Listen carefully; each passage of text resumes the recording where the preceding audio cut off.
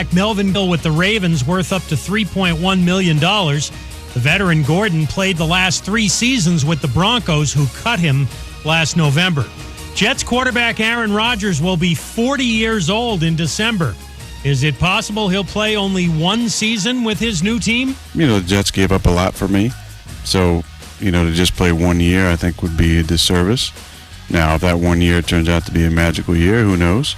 But it's more than that. It's how my body feels. Aaron Rodgers on ESPN New York 98.7 FM. Rodgers says he's made changes during the offseason with his training and diet. American Brian Harmon fires a 65 today at the Open Championship. He holds the second-round lead at 10 under, 5 shots ahead of Tommy Fleetwood, who's on the 18th hole right now. Our Adrian Wojnarowski reports free agent guard Wesley Matthews will sign a 1-year deal with the Hawks. He spent the last 2 seasons with the Milwaukee Bucks. When you're trying to hire, all that searching, screening, and interviewing can become its own job. You need Indeed, the end-to-end hiring solution that makes it easy to attract, interview, and hire quality people. Visit Indeed.com/credit.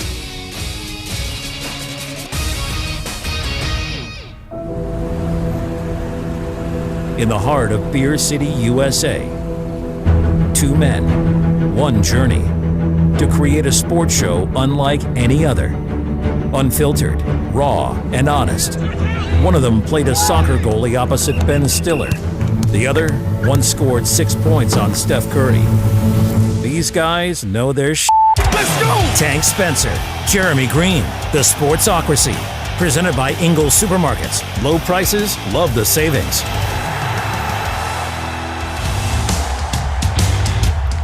It is the Sportsocracy, and we are live in the Ingles studio on ESPN Asheville 92.9 FM, 880 AM, 1400. And, of course, we are heard everywhere on the iHeartRadio app. See us in the Ingles studio on YouTube. Go to thesportsocracy.com, click the live video link, subscribe to the channel so you can join us in the chat. It is a Friday afternoon, and Jeremy, No. It's not just a Friday. You gotta stop this. Don't do this. It is Don't do this. the most glorious Friday that you could ever possibly want, because you got Aaron Rodgers saying, it would be disingenuous for me to just play 1 season with the Jets. That's 1 win for me. It's Friday. Had a lovely weekend. Got the Open Championship. That's lovely. And then the thing that you may not know is the single greatest concert in the history of concerts has been booked. And in the next hour, I will tell you what that is. It's just teasing it. It's a day that we've waited for many years. It's here. Breathe it in, man. Breathe it in, man. No one has waited for this. More than you think. Nah. More than you think have waited for this day. Not so much. Anyway, so the big reveal is coming later on in the program. 100%. And if you've watched the show for an extended period of time, you can assume what I'm talking about. Unless you were listening to Adam Gold, and then you already know what he's excited about. But that's fine. It's fine. All right. We know everybody just sets their appointment for 3 o'clock here. We're hanging on to it. Jeremy's very excited. Breathe it in, man. Just to go see a show that I wouldn't pay $10 for. Oh, I'll be there for every day of it.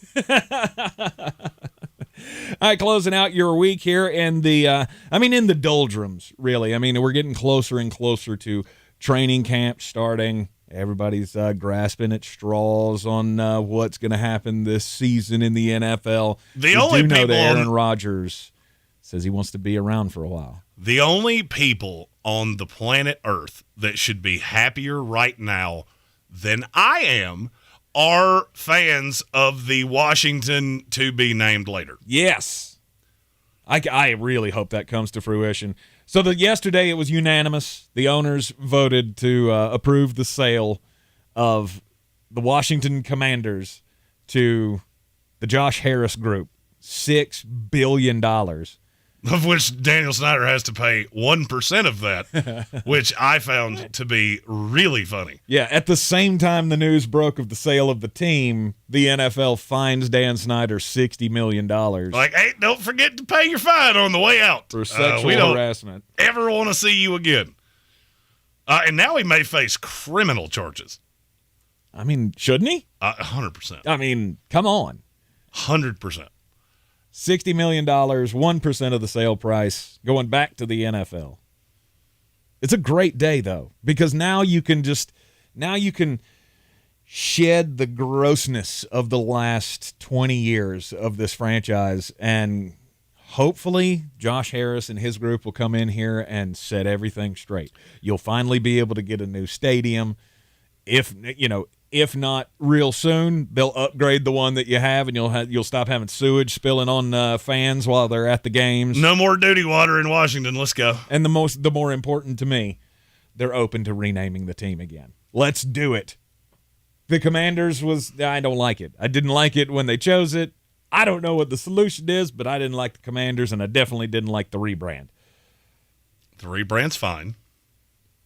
I have no problem. The jerseys are fire.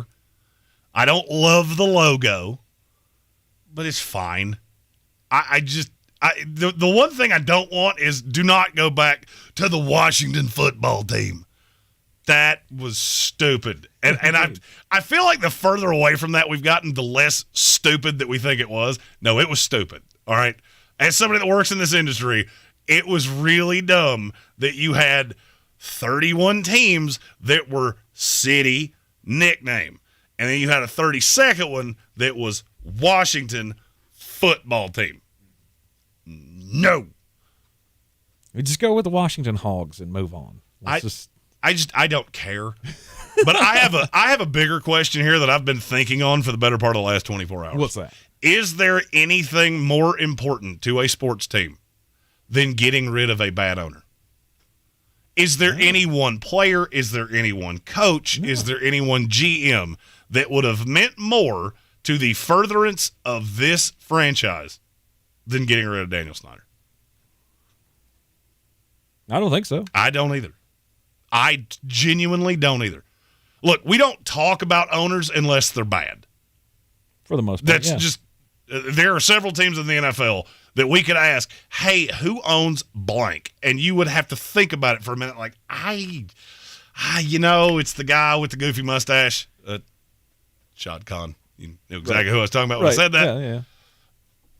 I just look at Washington now and go, has there been more reason for optimism in this franchise in the last 30 years than what you have right now?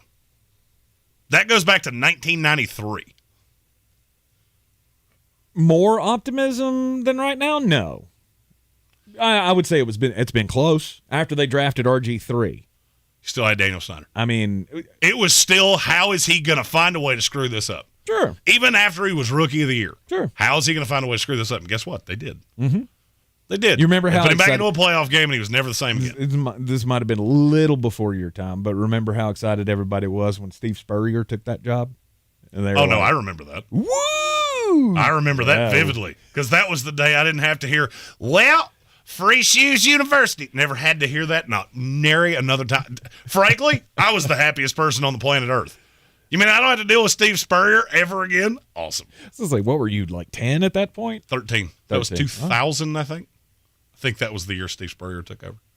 And he had already managed to be a real thorn in my keister by that point. But no, there's never been a reason to be more optimistic. You've got a football team that on the field I think is going to be pretty good. I know you don't believe that. They're fine. I just don't think they're special. Do you know what their win-loss projection is in Vegas right now? The over-under 7? Well, they're all and 6.5? 6.5. 6.5. Okay. I feel like I'm not heavyweight enough on over that. Probably be rectifying that over the next few days. Mm-hmm. But I mean, look, if this is your team, the name notwithstanding, I don't think you even could change it for 2 or 3 more years. Even if Josh Harris wants to, I think you've got 3 years before you could do anything with that. Yeah. But now you actually have a big boy ownership group. Now you're in one of the biggest metropolis media markets in the country, an area with a lot of money that's going to get a stadium deal done, and I will bet you it's within the calendar year. I will bet by the time the ball drops, you know where Washington will be playing their football games moving forward. Okay. Because everything I've been told is the hang-up is not the money that it will yield. It's not the taxpayer funding or anything like that. It's a question of where it's going to be and getting the approval because they didn't want to give anything to Dan Snyder. Mm-hmm. Well, that's not a problem anymore. No, Dan Snyder made all of his enemies, and now that doesn't stand in the way. And for me, I don't even care what Josh Harris is. I mean, we've known him as the owner of the 76ers. I hope there's no process here where you have to be awful for 4 years and you get Joel Embiid, end of message, repeat the line, out of it. Right. But there's a lot of cause for optimism to me. Mm-hmm. You got a lot of talent on this team. Mm-hmm. It just depends on what the ownership's going to do with it. I mean, to me, I feel like a changing of the coaching staff is on hand. It's ironic you said that because that was the next question that's going to come out of my mouth. Mm-hmm. How much leeway do you give Ron Rivera? Not a lot, especially with Eric Bieniemy sitting behind him. I feel like it's more than you think. Look, he got you through a really bleak time in this franchise's history, and this has been hanging over this franchise for a long time. Mm-hmm. And he's been pretty much the face because you didn't have a quarterback. You didn't really have an elite star player. I mean, you got Terry McLaurin, but I don't think anybody looks at this team and goes, that's the face of the franchise. Yeah. You thought it was going to be Chase Young, and then he got hurt. So I almost feel like he's got to be given a little bit of slack.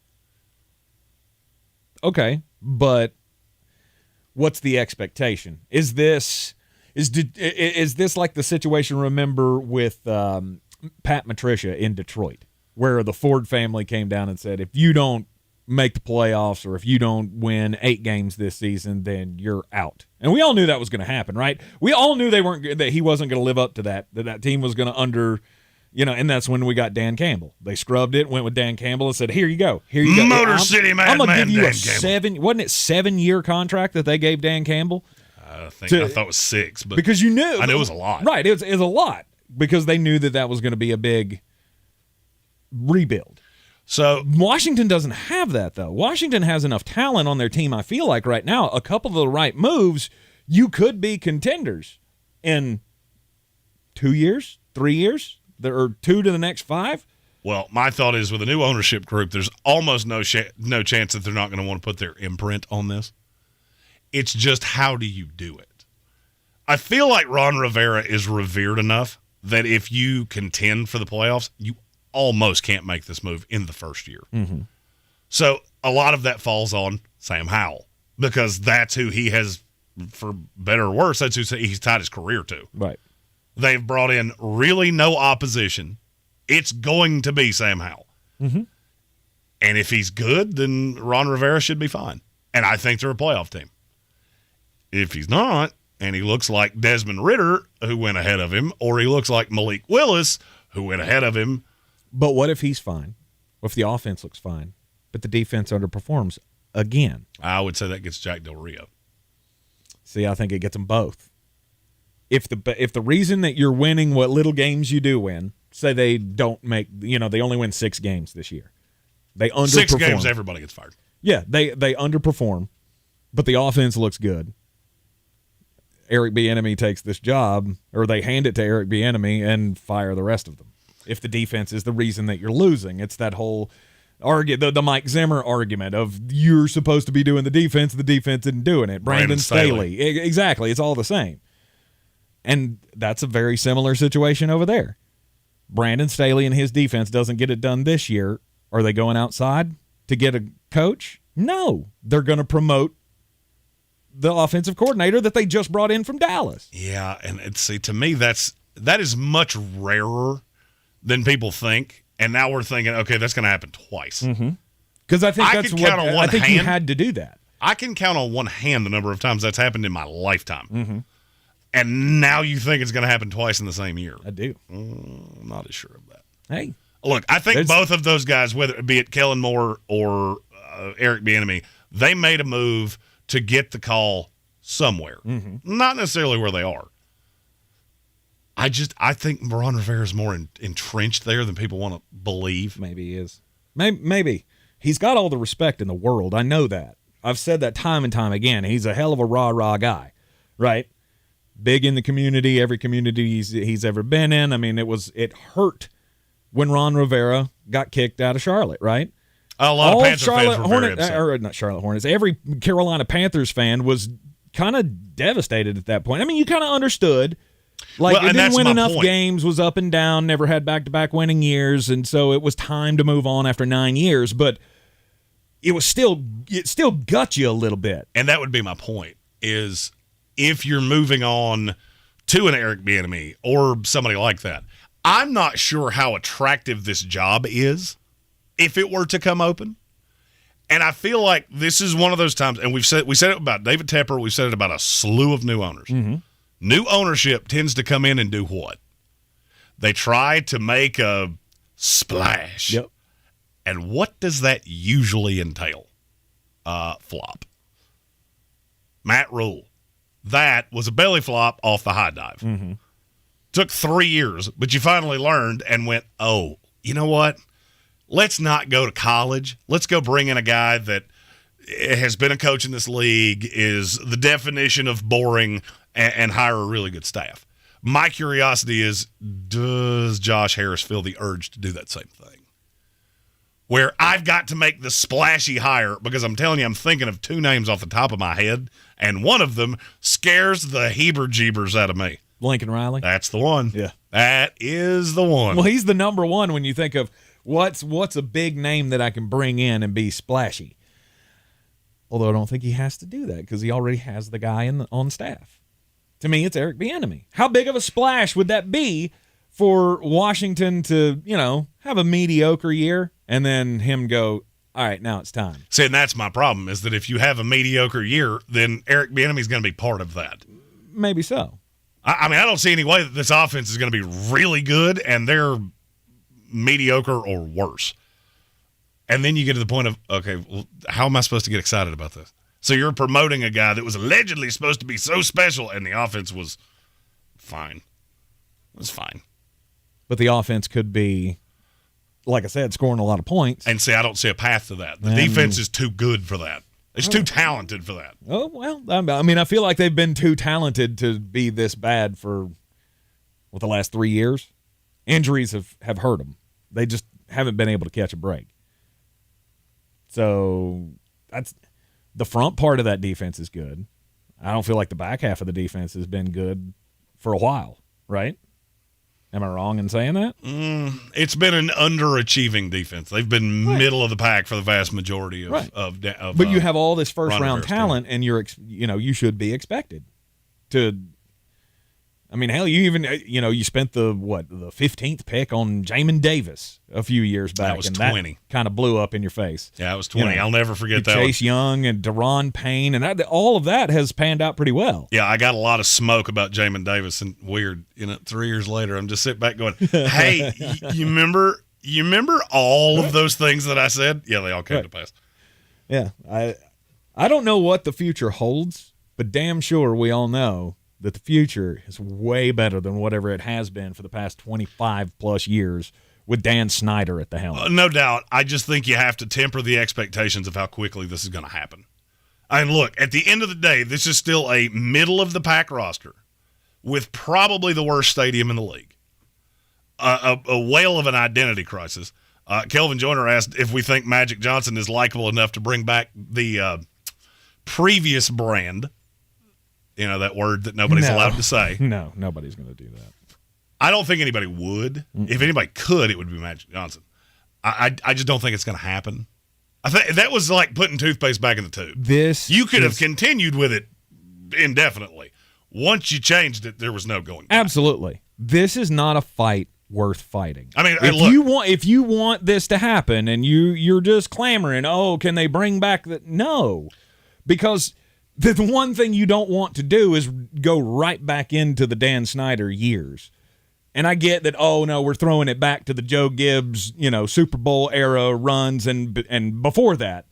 But you just can't do this. Look, we're in a world right now where people are upset at Miranda Lambert for telling people not to take selfies in the front row of her concert, and for Jason Aldean for an offensive song with nothing offensive in it. Sorry, my show, my name on the door. I can say what I want to. Yeah, you want that name to come back? You can try that in a small town.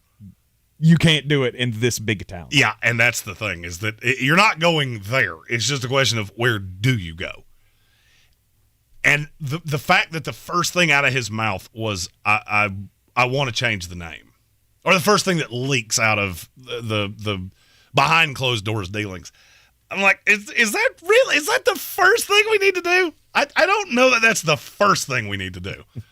It makes me nervous because I've read this book before of the owner that tries to make a splash, and the next thing you know, you have egg on your face because you spend a massive amount of money with a coach, or you're trying to make some splashy personnel decision, and next thing you know, you're 3 years down the road going, what exactly is different now from before?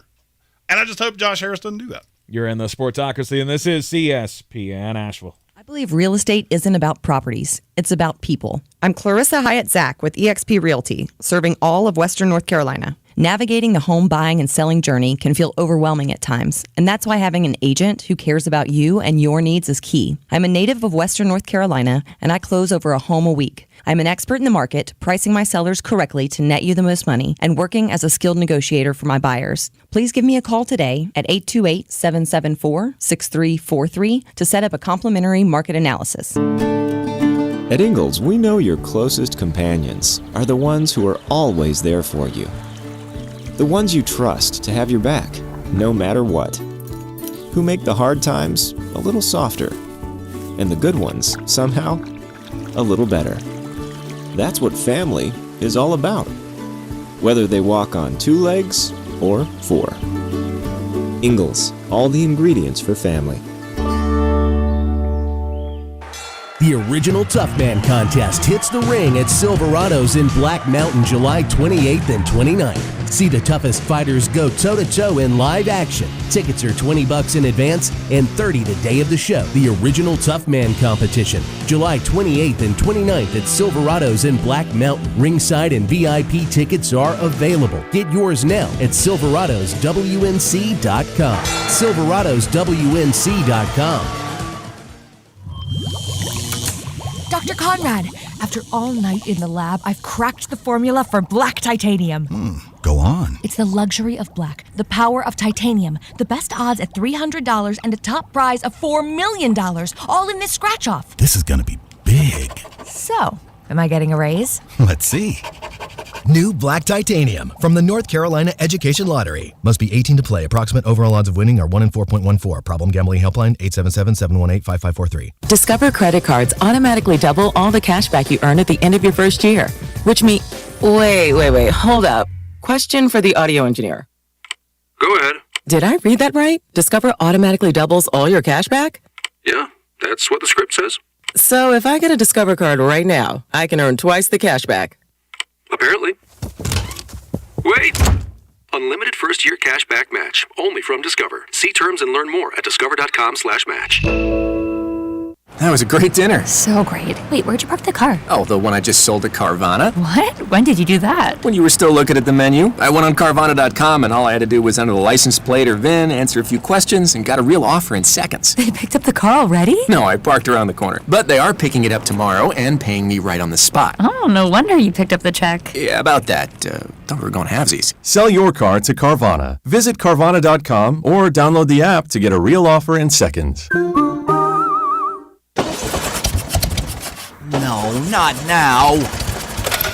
That sounds like it's gonna cost you. I know what to do. I'm going to CashNetUSA.com. I can apply in minutes, get an instant decision, and if approved, I could have the money in my account as soon as the same business day. When you need money fast, be the hero. Go to CashNetUSA.com to apply for the money you need now.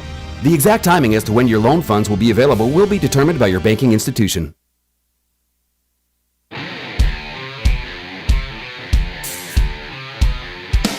The Sportsocracy. You were just dumber than a bag of hammers. It's ESPN Asheville. Another football player finds himself in trouble for speeding. This is ridiculous. I get that they're young dudes, and some young dudes, obviously, when you have all the money, you feel the need for speed, and you just think you're invincible. If you didn't hear, Jordan Addison was doing 140 miles an hour in a 55-mile-an-hour zone. Hey, he just really likes Sammy Hagar. He can't drive 55. Why? Or 110. Why? Why do you feel the urge to do this? I don't know. I will never for the life of me understand how somebody that has first of all, he was driving a Lamborghini. Hasn't played one down. A Lamborghini SUV, by the way, which I didn't even know was a thing. I didn't either. It actually looks like I clicked on it, and it looks like a souped-up Ford Focus. Like it's just got that small little back end, because it's a sports SUV. Sweet. I, for the life of me, can't figure out why athletes can't figure this out. And see, to me, look, we've argued about Minnesota a lot. Mm-hmm. And I'm not sitting here telling you that this one thing is me going, see, look, I tried to tell you. They're isolated incidents. But this is a really good example of what it is I'm talking about. You're counting on a slew of young guys. Now, what I'm getting ready to say, it may be spicy to some of you, but I'm going to use myself as an example. Probably half of this roster is 25 or younger. Do you remember how stupid you were at 25? Yes. Okay, and now that's what you're telling me you're counting on? Is the bulk of your roster is young dudes that are new in the NFL, and you don't think that this kind of signals, okay, we have some decision-making issues in the building? Yeah, I mean, not really. I mean,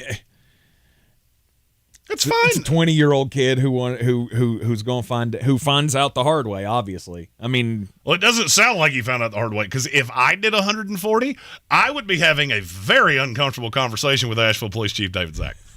Dave, buddy, I need some help. Right. They've put me in a place, and they've locked the door, and they will not let me out of it. He was doing 85 miles per hour over the speed limit on I-94 in St. Paul, Minnesota. Dudes do stupid stuff. I get it. I mean, I don't know how many more lessons you need, though, right? I mean, it hadn't been too long ago since Henry Ruggs killed somebody in Las Vegas doing 130 miles an hour. Now, he was drunk as well. I've seen nothing that he was under the influence of anything. He was just tooling around at Jordan Addison 3 a.m. doing 140. He just played full Ricky Bobby. He wanted to go fast. He wanted to go fast. But all the things that have happened with the Georgia football program and all the speeding that's been going on and the drag racing between those teammates that ended up in somebody getting killed, like, I don't know how much more you can do other than the NFL just throwing this, like, there's a whole new class at the rookie symposium now. Like, every team's going to have to go through this. I've never understood the allure of going that fast. I haven't either. I mean, I've done maybe $110 before on an interstate late at night by myself. I'm thinking of one very specific instance. And I don't get the allure. I've never been the I want to go fast guy. Mm-mm. And look, I'm a thrill guy. Basically, anything that could greatly harm you, I've probably done it. Jump off a bridge, seen me do it twice. Second time, not nearly as fun as the first. Fat guy, bungee cord, bridge, bad. Mm-mm. My back was messed up for like 6 months. I get all of those things. I don't get something like this. This to me just screams really poor judgment. And as I'm looking around this roster, and I'm not trying to compare him to anybody else, everybody seems to be higher on Minnesota than me. And I'm catching a lot of flack of, well, they have Justin Jefferson. Mm-hmm. And what comes after that comma? Because there's not a whole lot that I feel hunky-dunky about. Mm-hmm. And this is one of those things that I read it and went, well, this will be fun. No, I mean, good luck, Minnesota. I don't think it's going to hurt. I mean, this incident's not going to hurt anything. No, He's not going to get suspended. No, it'll anything. Probably never be referenced again. Yeah. He will pay some gigantic fine, as he should. Mm-hmm. He'll never talk about it again. Mm-hmm. But when I read it, I went, yep, that's a really good symbolism of what it is that bothers me about this team. And Notorious B.I.G. in our comments said Marcus Davenport, Brian Asamoah, Lewis Sin, Andrew Booth. Horrible. There's talent there. It's just a lot of young guys. Mm-hmm. And I am a huge fan of when somebody tries to tell you what they are, you should probably listen. They have tried their best to tell you, we know that we weren't winning the Super Bowl with what we had. So now we're going to try to build a roster that will. The problem is that everybody wants to call that a retool instead of a rebuild. This is a rebuild. It's a rebuild, period. There's really no other way to look at this because there's only one unit on this entire football team that I think is settled, and it's the offensive line. Outside of that, everything else is a question. And I'm talking about Kirk, too, because he's 35 years old. Mm-hmm. So, no, he's not a runner. No, he's probably not going to atrophy that quickly. But there could be some backslide here. And if there is, this team is not going to be good. This is the Sportsocracy on a Friday afternoon here on ESPN Asheville, continuing with our off-season files later on in the program. Today we got the Miami Dolphins and the New Orleans Saints next up. And, well, Jeremy, I have a feeling after the break, Jeremy is finally going to reveal what he's so excited about today. I mean, I guess I could. It's a little early. Hey, you should build up the anticipation for the greatest concert that has ever been announced in the history of the United States of America. But you're right. After the break probably seems like a good time. You're in the Sportsocracy, and Just a Bit Outside is next. This is your Exergen Temporal Scanner weather forecast on ESPN Asheville.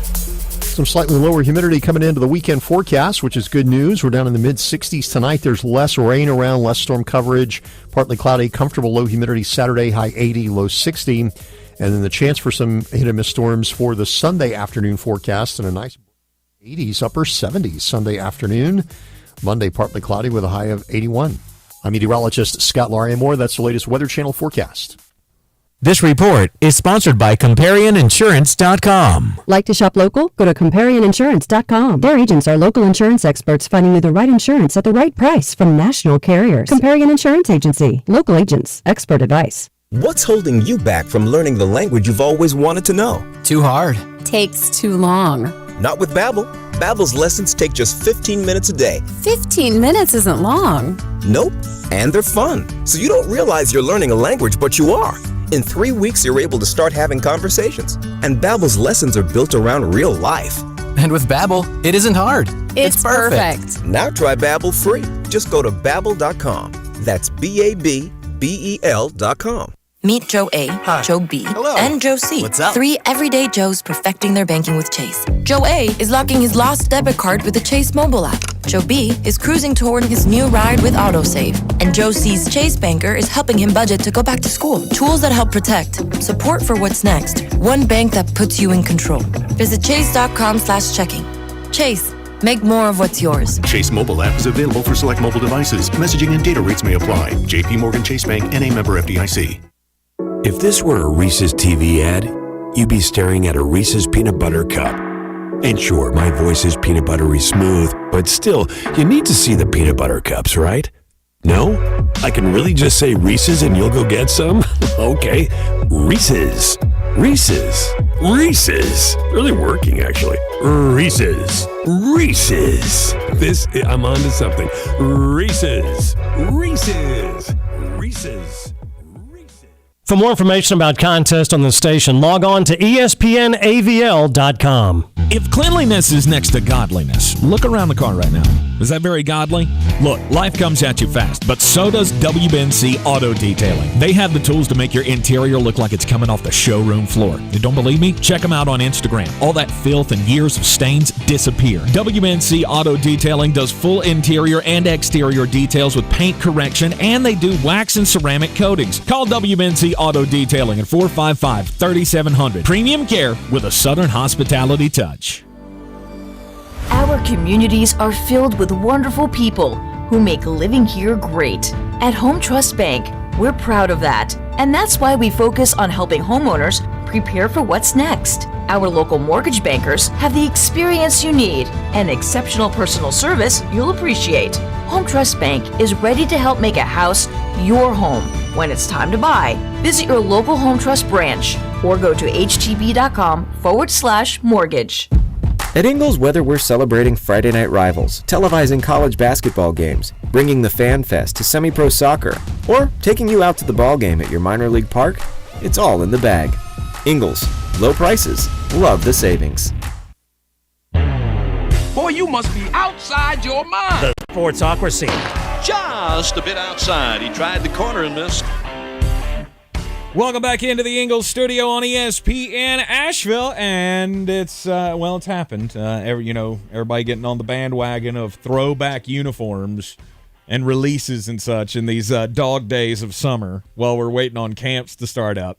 The teams are releasing their uniforms, and the Bucks already won the summer with the return of the creamsicles, but the Seattle Seahawks have planted their flag, ladies and gentlemen. The 90s throwback Seahawks uniforms have been released, and they are amazing. Now, here's my question. How are they sweeter now than they were in the 90s? I stared at these jerseys going, I grew up with this, thinking this is the ugliest set of uniforms I've ever seen. But now they absolutely slap for some reason, and I do not know why. Did you just use the word slap? I am allowed to. Why? Because I am a modern gentleman. You, on the other hand, still think the Charleston is a thing. So if you had said they slap, people would have gone, okay, Grandpa, stop trying to be hip. These things are fire. And that's why. Yeah. See how you said that? Everybody just cringed and went, oh, God, Grandpa's trying to be cool. When anybody says that. It's ridiculous. Except me. No, absolutely not. You're not allowed to use the word slap anymore. I'm still a young man. You're not a young man. I'm a young man. I don't know why. Because these do look way cooler than the ones from the 90s. And the main difference that I can tell between the two of them is because the blue's bluer now. Well, the blue's a little bit more vibrant than it was back then, or shows up better on this fabric, I guess. I don't know. But it's also the sleeves. Like, I remember watching, Seahawks games as a kid, or even going, watching the highlights and such. Now, from back then. The way that the sleeves didn't hug the arm of the player, it always felt like Seattle was like little boys in too big of shoulder pads. Like those sleeves just kind of flapped everywhere, and I don't know. To me, that's the main difference between the two. So I don't know. I don't know why they look better. They are, but they fantastic. Look amazing. I love them, but the best part of the reveal is not the jerseys themselves. The best part of the reveal is the Seahawks website. So to take the throwback one step further, they released throwback.seahawks.com. And you go there, and it looks like a GeoCities website. Oh, yeah. I love that you keep using GeoCities. It starts with the Angel Fire. How about that one? Angel Fire also works. It starts with the AOL dial-up thing, and they're all holding little 12 flags. Then it gets to the website, and it looks like it's from 1997. It's so good. And there's like a little Kingdom cam that you can click on, and it comes up in that old Windows 95 window for a webcam, and you could see the implosion of the Kingdom. But then what happens when you try to close it? Then you got pop-ups. Then you got 90s pop-ups every time you try to close the window. You got the little banana guy, the peanut butter jelly time banana guy pops up because, that's what you did.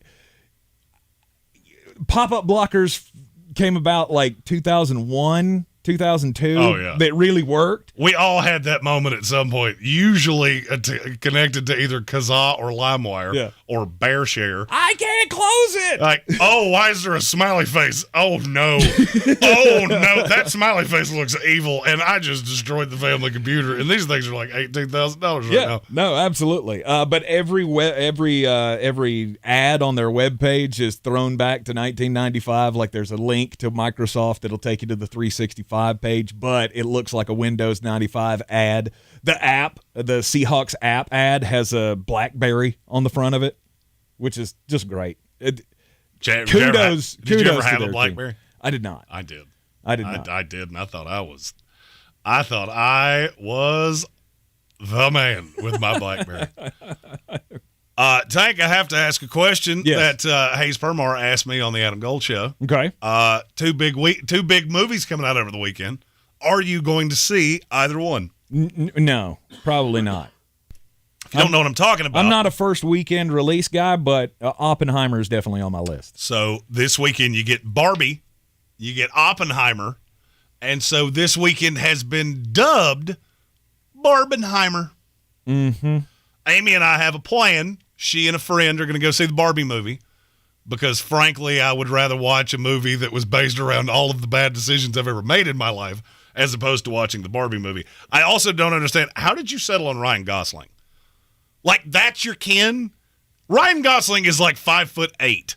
So, I mean, I'm not sitting here saying I could have cast it better. I was going to say, who would you have chosen? Somebody that I don't know is above the average height for a man, not somebody that is built like Tank Spencer if he had found a gym much earlier in life. At all. You said at all wrong. You have about the same vertical dimension. It's your horizontal dimension that's a little askew. Yeah. And yours is a little more of the contexture of marshmallow. His is a little firmer. Mm-hmm. But they asked a slew of NFL players what they were going to go see. Oh, okay. Pat Mahomes, with the judicial answer, he said both are going to be great. Probably going to go have to watch Barbie with my daughter, so I'm going to watch that one. Mm-hmm. Vikings quarterback Kirk Cousins said, I'm an Oppenheimer guy. Love history, love true stories. I was just saying to someone the other day, I can't wait to see Oppenheimer. Then they asked Travis Kelce what he would like to go see. Barbie. I would say he would say Barbie, and it's not close. His answer was, I'm going to say Barbie because what's an Oppenheimer? Yep, he's a big dumb bear, folks. And that's what I love about him. Personally, I love a tight end that maybe didn't score really high on the Wonderlic. Because what's an Oppenheimer? What's an Oppenheimer? Oh boy. I don't even know what to do with that. Well, I mean that just kind of confirms, right? Confirms some things for us. Well, I mean, look, I love Travis Kelce. Mm-hmm. I think his podcast with his brother is quite possibly the most entertaining thing I've ever seen in the sports world. I mean, there's us, there's Pat McAfee, there's Kelce brothers. Frankly, we should form our own network. I think it'd be phenomenal. Right. But I never looked at him and went, yeah, he strikes me as a history buff. Mm-hmm. I bet him and Josh Michael are sitting around talking about the Civil War. No. I bet Travis Kelce's sitting around, probably joined in the presence of a lovely young lady or two, and just crushing beers. Mm-hmm. And there's probably not a lot of higher level conversation happening. I mean, I don't know. Don't give me, maybe I'm wrong about this, but I don't think, Travis Kelce, is he wed? Does he have a wife? I don't believe so. Is he hitched? I know he was on a dating show. He had his own dating bachelor show, so I don't know if that took or what. But I know he was dating a lovely young lady that he asked her to pay her share of the bills. I don't know. I just feel like that's not really Oppenheimer's not really date night movie material.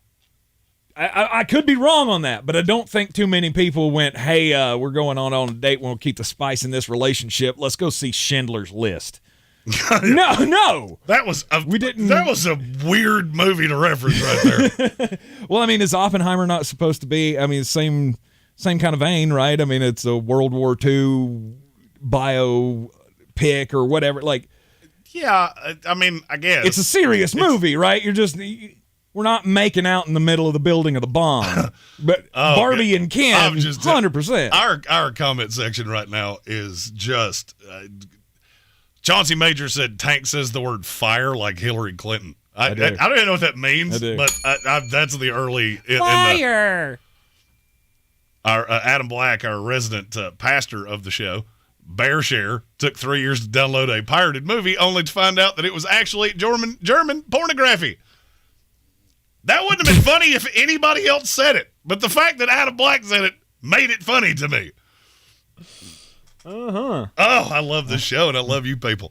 And that is why, with great happiness, I am getting ready to announce something that has been, I feel like, decades in the offing. Decades. I mean, this is, without a doubt, this is the biggest day, arguably, in the history of music. Oh, yeah, baby! They're back! Their First show in 12 years in 2024. It's the summer of 99 cruise. 4 days on a cruise ship, and you don't just get the greatest band of the 20th century, Creed. You get a whole set of bangers. Creed, Three Doors Down, Buck Cherry, who you can see this Monday at Silverado's right here in Black Mountain, North Carolina. Nice plug. Tonic, Fuel, Vertical Horizon, The Verve Pipe, Tantric, 9 Days, and others. I am making a sweeping declaration right now. Not only will I be on this boat, I believe it's April, I've forgotten the dates, April 18th through the 22nd. Not only will I be on this boat for the greatest reunion of a band in modern musical history, I, your resident mullet, will befriend Scott Stapp. We will do karate in the basement of this boat, and it will be the single greatest vacation in the history of vacations. Oh, God. Tank has been pooing on this all day. I got so excited when this came across my desk that it made my entire day. If I had known this morning, I would have worn my 1999 Creed shirt that was purchased for me when I was a much more smallman. And it would have looked oddly like that Taylor Swift shirt you one time put on during a live feed. It's got a gut hanging out underneath the shirt that's entirely too small. You have thrown derision at this all day, and I don't get it. Because here's what happened. See, this is where you're not honest with our listening populace here. Because I started throwing out band names, and you started on YouTube playing Dishwalla songs, and we were having just a grand old time. We were. But you do on it when you talk about it to your friends because you want people to think you're cool and say things like fire. You're not cool. You're old, like me, and this is awesome, and I will be there. Are you saying that Creed slaps? Yes, Creed slaps aggressively. I don't understand. They are bussing. They are whatever stupid word every person younger than me says. I've just never met anybody who was so in love with a mediocre band before. You take that back. Wouldn't know musical taste if it bit you on the keister. Greatest bands of all time. Creed. Hootie and the Blowfish. Matchbox 20. Let's go. Oh, those were awesome. They were all awesome. And you know what I know about you? Because you're vaguely the same age I am. And you had a car when they first slapped. They currently slapped. They previously slapped. And you had a CD that you played until it wouldn't play in your Walkman anymore. I did. And it lasted a year. And then that's one of those things I look back on and go, good God, I wasted a lot of time listening to that crap. Michael Meadows. Nickelback, Creed. Don't you put Nickelback and Creed in the same sentence because that does not exactly belong, sir. the same They band. are not. And Nickelback, they are not. way better than Creed. They are. That is like saying me and Luke Combs are the same. We are not. Just because we have great beards. He is exponentially cooler than me. I am just a little taller and maybe have more jokes. David McPhee said they can't load enough beer on that cruise, so by day 3, Jeremy's swimming ashore. I will tell you this, as somebody that's been on a cruise, yes, they can. There is one thing that you will not leave a cruise, sober, especially if you bought the drink package, which I'm gonna. Michael Meadows said we should do a Sportsocracy cruise on that same ship. That's the greatest comment in the history of the ship. I think, personally, we're all looking for something we can be a part of, and I feel like Creed 2024 is something we can all be a part of. Bill Buttigieg says that Mekhi Becton's ankle is greater than Creed. It's healthy right now. He's competing at both tackle positions. Let's go. Pennywise said Dime Spine is better than Nickelback. I'm not sure what that is. I know what a dime is. I know what a spine is. I get it. Nickelback, Dime Spine. Yeah. Good for you. Anyone is greater than Nickelback, says Steven Why Tyler. are we talking about Nickelback? This is the greatest announcement in the history of modern music, and we're talking about Nickelback. Nickelback never stopped. Creed stopped for 3 presidential terms, and now we have them back. They're back together. No one wanted it. This will sell out in 4 minutes. This will be like Tay-Tay Part 2, and I will be there. When that ticket gate opens, I will be there. Friday, July the 28th at 2 p.m. Tickets go on sale for the Summer of 99 cruise. And Jeremy is so excited. Well, it's not just Creed. He just wants to go to the Bahamas and hang out with Scott Stapp. Is that too much to ask? 100% I do. Can you imagine how many activities that I could do with the Three Doors Down guys? I went to high school with the bass player of Three Doors Down. We could have the greatest time in the history of times. And the Verve Pipe, I know every word of that one song they did. I don't know another song. Was that the freshman song? Yeah. That song was a banger. You know what? I think I'm going to go to Silverado's Music Park Monday. My friend Buck Cherry. We'll become best friends, and then we'll be previously acquainted when we go on the greatest cruise in the history of cruises. It's a great idea. You're in the Sportsocracy, and this is ESPN, Asheville 92.9 FM, 880 AM, and 1400. Man, the U.S. Open, or excuse me, the British Open. Yeah, it's not the U.S. anything. Yeah, no, the Much Open like your taste in Championship. music, your ability to get the name of this tournament right is lacking.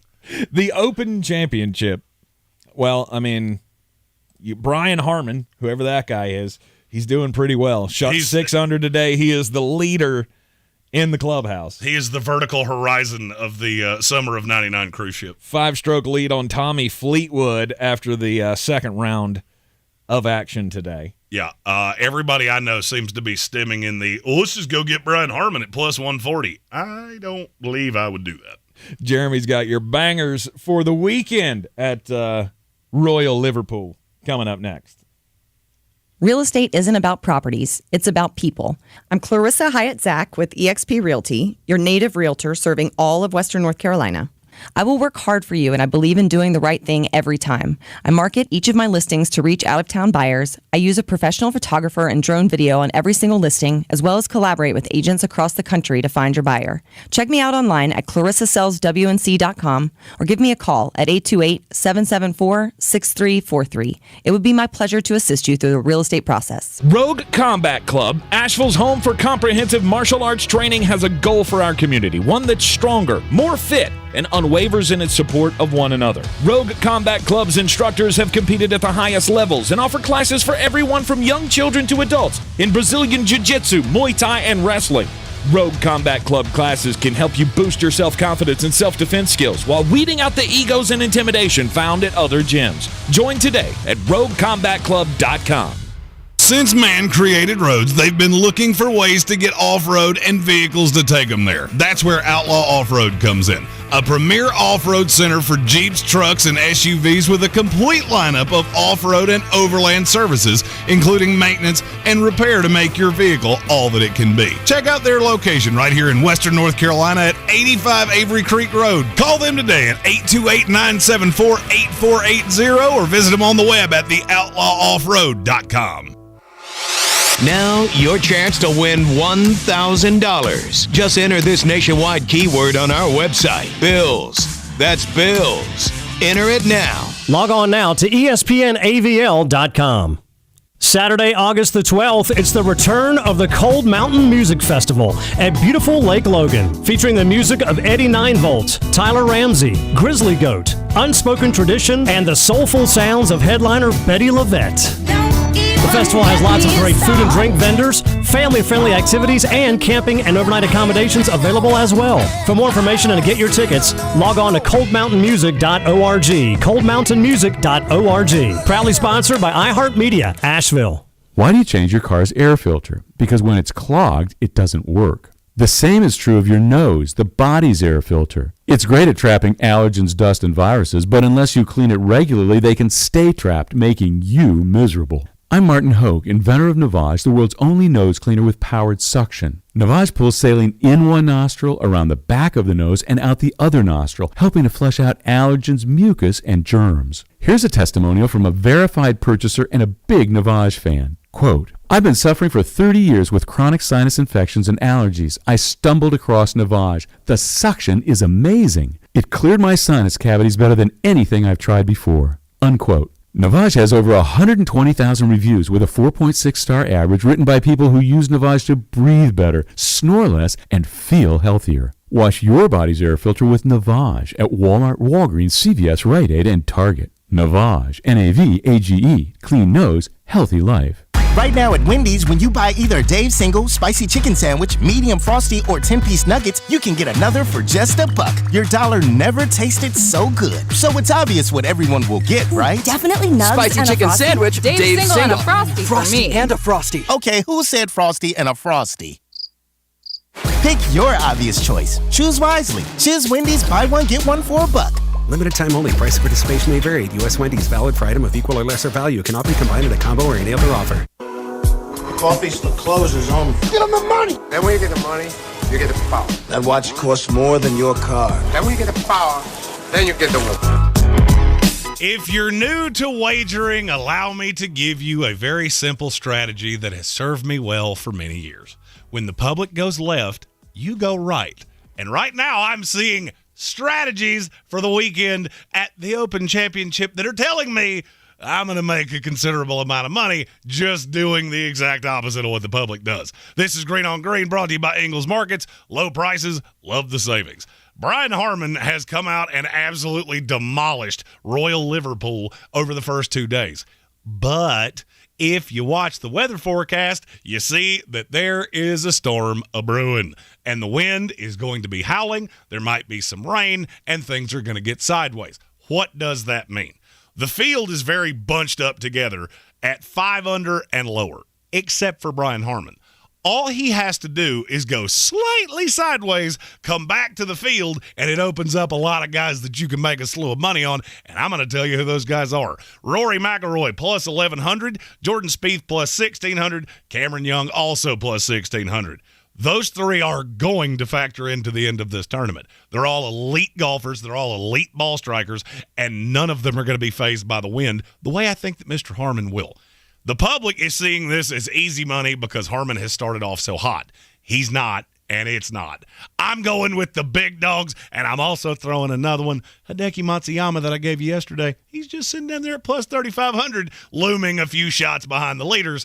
He could definitely be an integral part of this championship as well. For more, find us on all the social medias at The Sportsocracy. And as always, love the savings with Ingles, love the winnings with me. Mull it out. This is your Exergen Temporal Scanner weather forecast on ESPN Asheville. Some slightly lower humidity coming into the weekend forecast, which is good news. We're down in the mid-60s tonight. There's less rain around, less storm coverage, partly cloudy, comfortable low humidity Saturday, high 80, low 60. And then the chance for some hit-and-miss storms for the Sunday afternoon forecast, and a nice break from the 80s, upper 70s Sunday afternoon. Monday, partly cloudy with a high of 81. I'm meteorologist Scott Larimore. That's the latest Weather Channel forecast.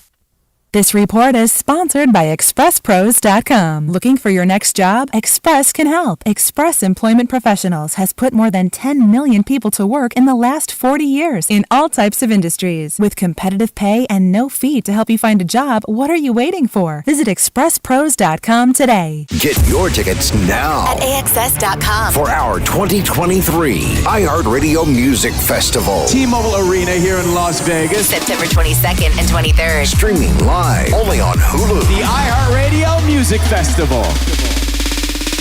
Capital One is a proud partner of the iHeartRadio Music Festival for the 7th year in a row, bringing great products, rewards, and services to its customers. What's in your wallet? Now your ideas don't have to wait. Dell Technologies and Intel are pushing what technology can do, so great ideas can happen right now. Find out how to bring your ideas to life at Dell.com. Welcome to now. It's bow time. The Bojangles made-from-scratch biscuit is so good, we gave it a sidekick. That's just as never frozen, just as fluffy, just as delicious. We call them the Buttermilk Beauties. Get 2 sausage and egg biscuits for just $5. It's bow time. Foo Fighters. Fall Out Boy. Kelly Clarkson. Kane Brown. Lil Wayne. Wayne, Lenny Kravitz, Miguel, Public Enemy, Sheryl Crow, Travis Scott, Tim McGraw, TLC, 30 Seconds to Mars. Get your tickets now. For 2023 iHeartRadio Music Festival. AXS.com. The Sportsocracy. That's the way I feel when my team wins. And if I want to jump up and down when my team wins, and if I want to hug my players when they do good, I'm going to do it. From the Ingalls Studios, this is ESPN Asheville, WPEK, W225CJ Fairview, WMXF Waynesville, and iHeart Radio Station.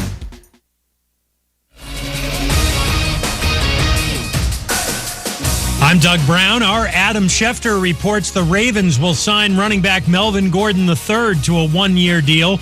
The Giants sign running back James Robinson and wideout Cole Beasley. And the Jaguars re-signed defensive end DeJuan Smoot to a one-year deal. He's coming back from a torn right Achilles last December. At Pac-12 Media Day today, USC quarterback Caleb Williams talked about the importance of the Trojans' final season in the conference. Yeah, it's huge. There's no pressure added or anything like that, but it is huge. Just for the simple fact of, USC is, as like you said, they've been, I would say, dominant in this league, and so to go out with a bang and go out on top is important. Caleb Williams, USC, and UCLA are moving to the Big Ten next year. The U.S. women's national team opens World Cup play tonight in Auckland, New Zealand, with a match against Vietnam. The U.S. trying to make history as the first team, men's or women's, to win 3 straight World Cups. Already today, Spain beat Costa Rica 3-0, Switzerland over the Philippines 2-0.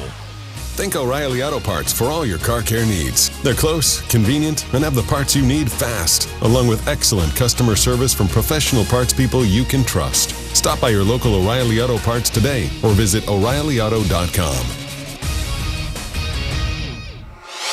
Now, your chance to win $1,000. Just enter this nationwide keyword on our website, bank. That's bank. Enter it now. Log on now to ESPNAVL.com.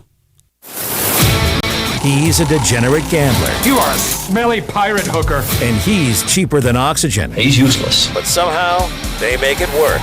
Jeremy Green, Tank Spencer. There's no holding back in the Sportsocracy. Presented by Ingalls Supermarkets.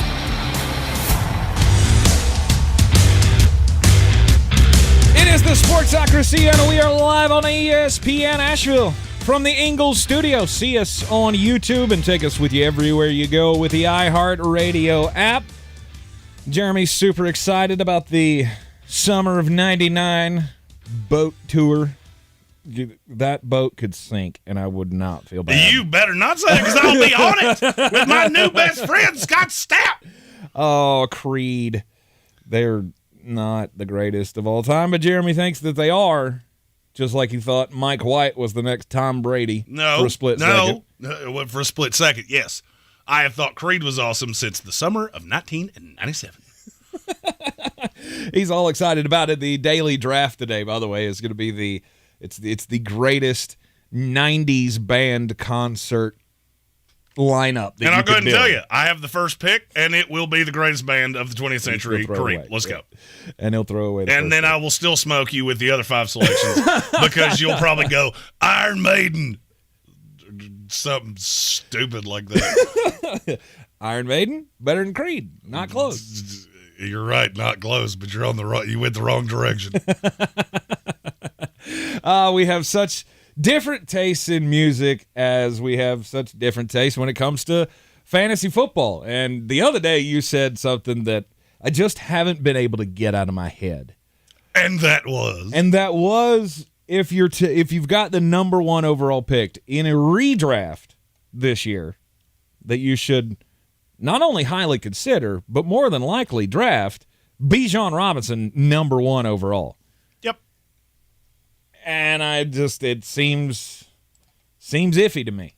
Okay. So I want you to make your case. Tell me why I should trust Bijon Robinson over Christian McCaffrey or Jamar Chase or Justin Jefferson or any of the other guys. Well, I'm not taking a receiver in the first round. I'm just not going to. There are 50 receivers that are good in this league. There are 22 running backs that you can count on. I'm walking out of the first 2 rounds with 2 of them.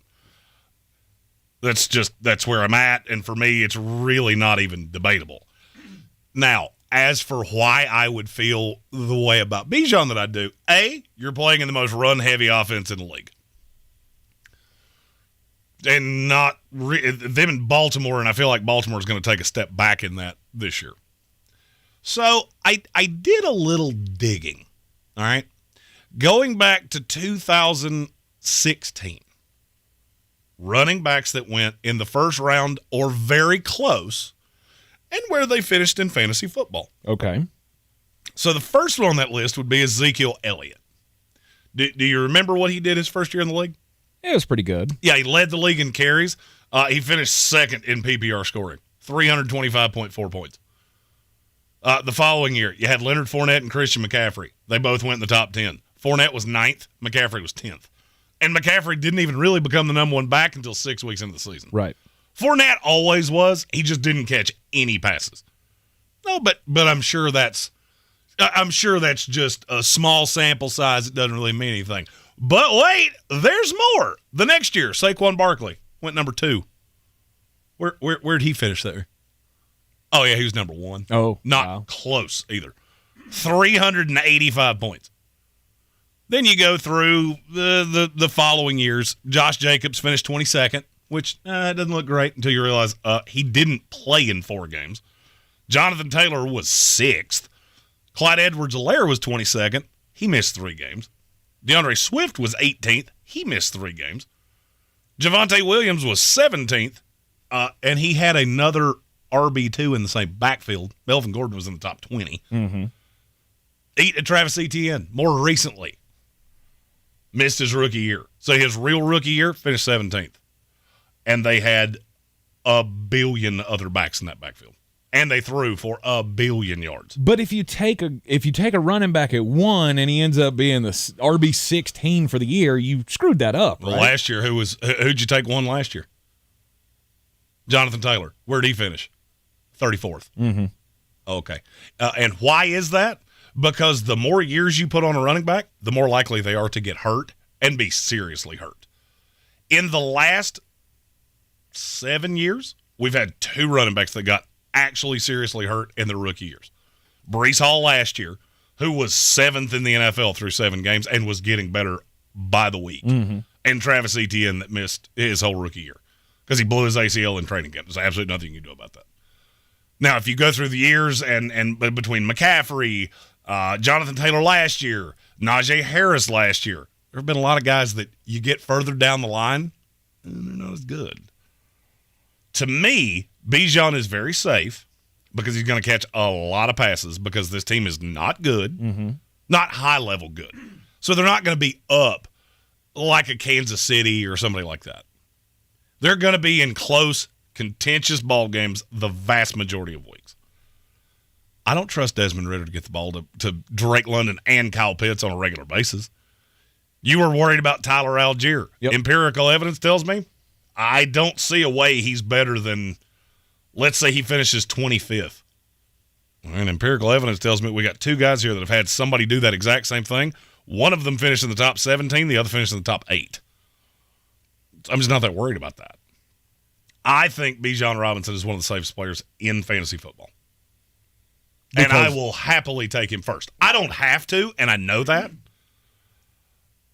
But I can't find one that I don't have a yeah but. Mm-hmm. He's the only player I don't have a yeah but with. So I will challenge you. Give me the guys that you would, in theory, take in the top 5. Christian McCaffrey, obviously. Has a horrendous injury history. Mm-hmm. And is now playing with a team that apparently their training facilities on an old ancient Indian burial ground or something because somebody gets hurt every single year. Somebody does get hurt every single year, it feels like. But, we thought that about Christian when he went there. Mm-hmm. And he was the number 1 back in fantasy football from the time he got there until the end of the season. Oh, I'm not going to tell you you're wrong. I mean, I get it. I understand why you would do that. Mm-hmm. But there's a huge yeah but with Christian McCaffrey of he has an injury history. He is now older, and he's got a lot of wear and tear on his body. Yep. That's the only one for me. Actually, I was faced with this very question the other day in a mock draft I was in, and I went, you know what, I'm taking Bijon. And if it's a keeper league, Stacy Turbeville said this in our YouTube comments. Oh, it's not I hope I said that correctly. If it's any kind of keeper, it's Bijon. It's not even close. Right. I don't even care if there is a keeper element to it.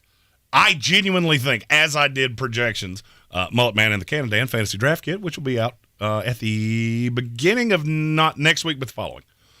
I couldn't find one that was consistently projecting higher. Mm-hmm. And it happened every single time. And I couldn't do anything to stop it. Yep.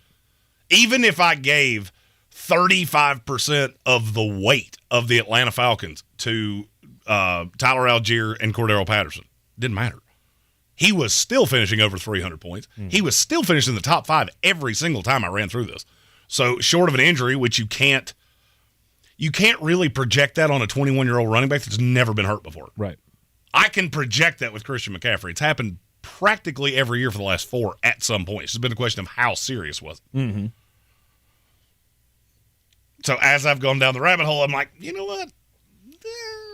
I don't necessarily want one. I never want one because I don't want to wait 23 picks to pick again. Right. But if I get stuck with it, I think he's the safest. Mm-hmm. I mean, Jamar Chase and Justin Jefferson, I get it, but there are a lot more wide receivers than there are running backs. And you're not wrong about that, but the case has been made for the amount of points that wide receivers pick up these days.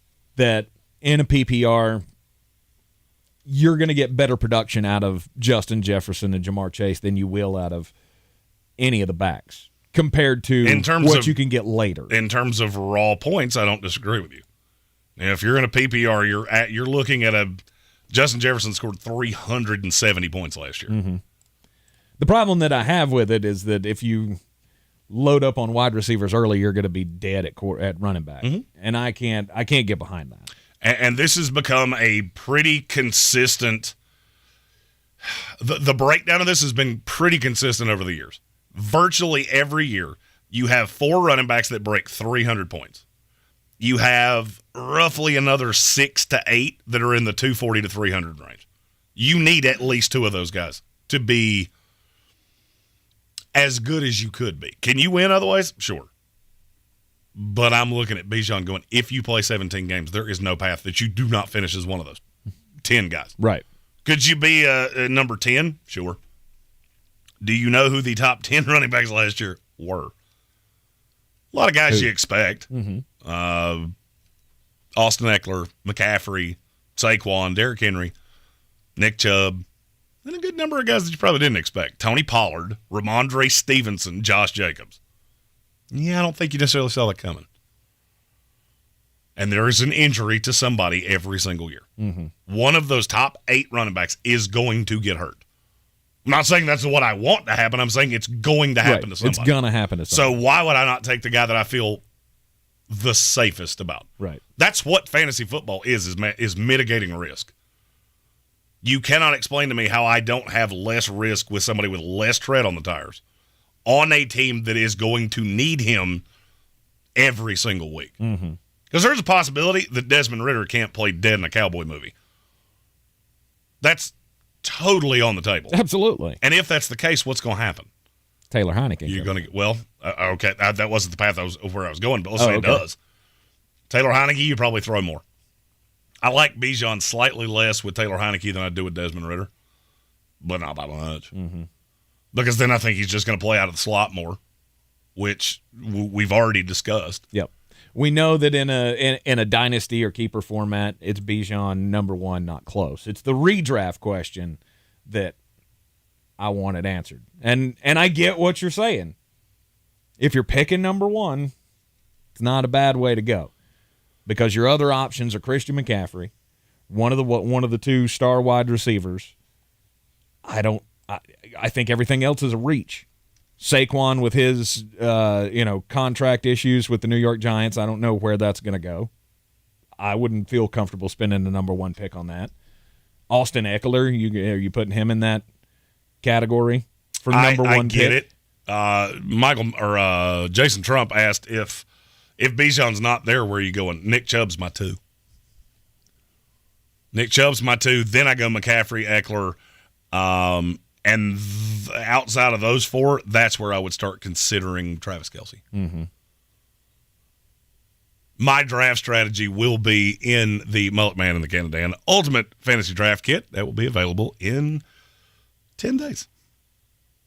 I finally had to look at the calendar. I knew the number, but I couldn't. The math was not mathing. The math was not mathing. 10 days for the Mullet Man and the Canada Fantasy Preview. Because I have a strategy for that. Michael Meadows asked that. You said you take a running back early, but then you liked top quarterbacks, 2 tight ends. How many running backs have to be taken before you pick another position? That will be explained in the draft kit because it's science and math. We got a package for you to pick up, the Mullet Man and the Canada preview, along with your Battle for the Belt entry, along with tickets into the Ultimate Fantasy Draft experience with us here at the Sportsocracy. We will be middle of August drawing for the Ultimate Draft experience. We will host your group, your league, give you the red carpet treatment for your fantasy draft. All the links to the contest are in the description of the YouTube video and on our social media, so be sure to check that out. One last thing before we have to go to a commercial.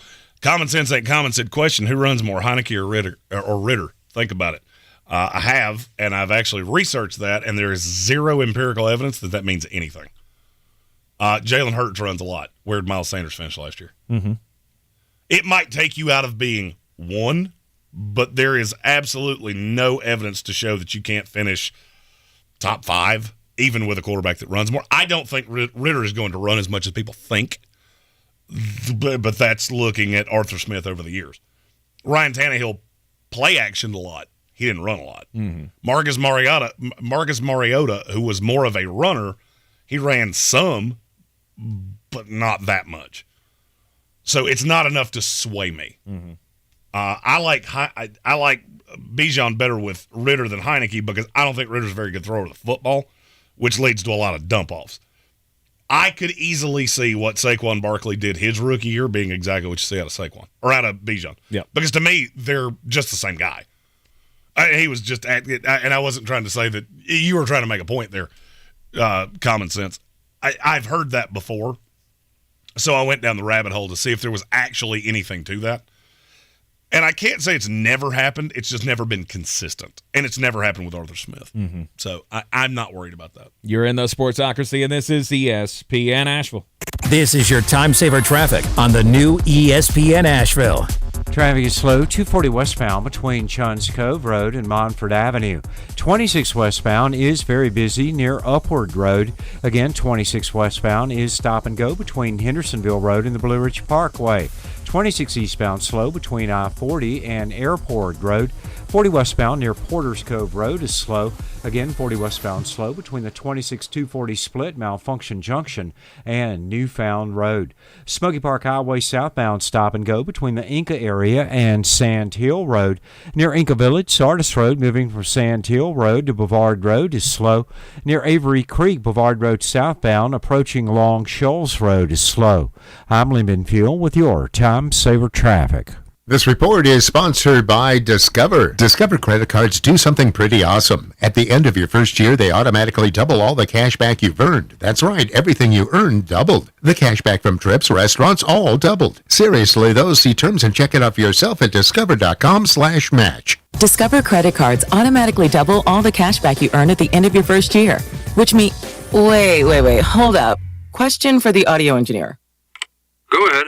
Did I read that right? Discover automatically doubles all your cash back? Yeah, that's what the script says.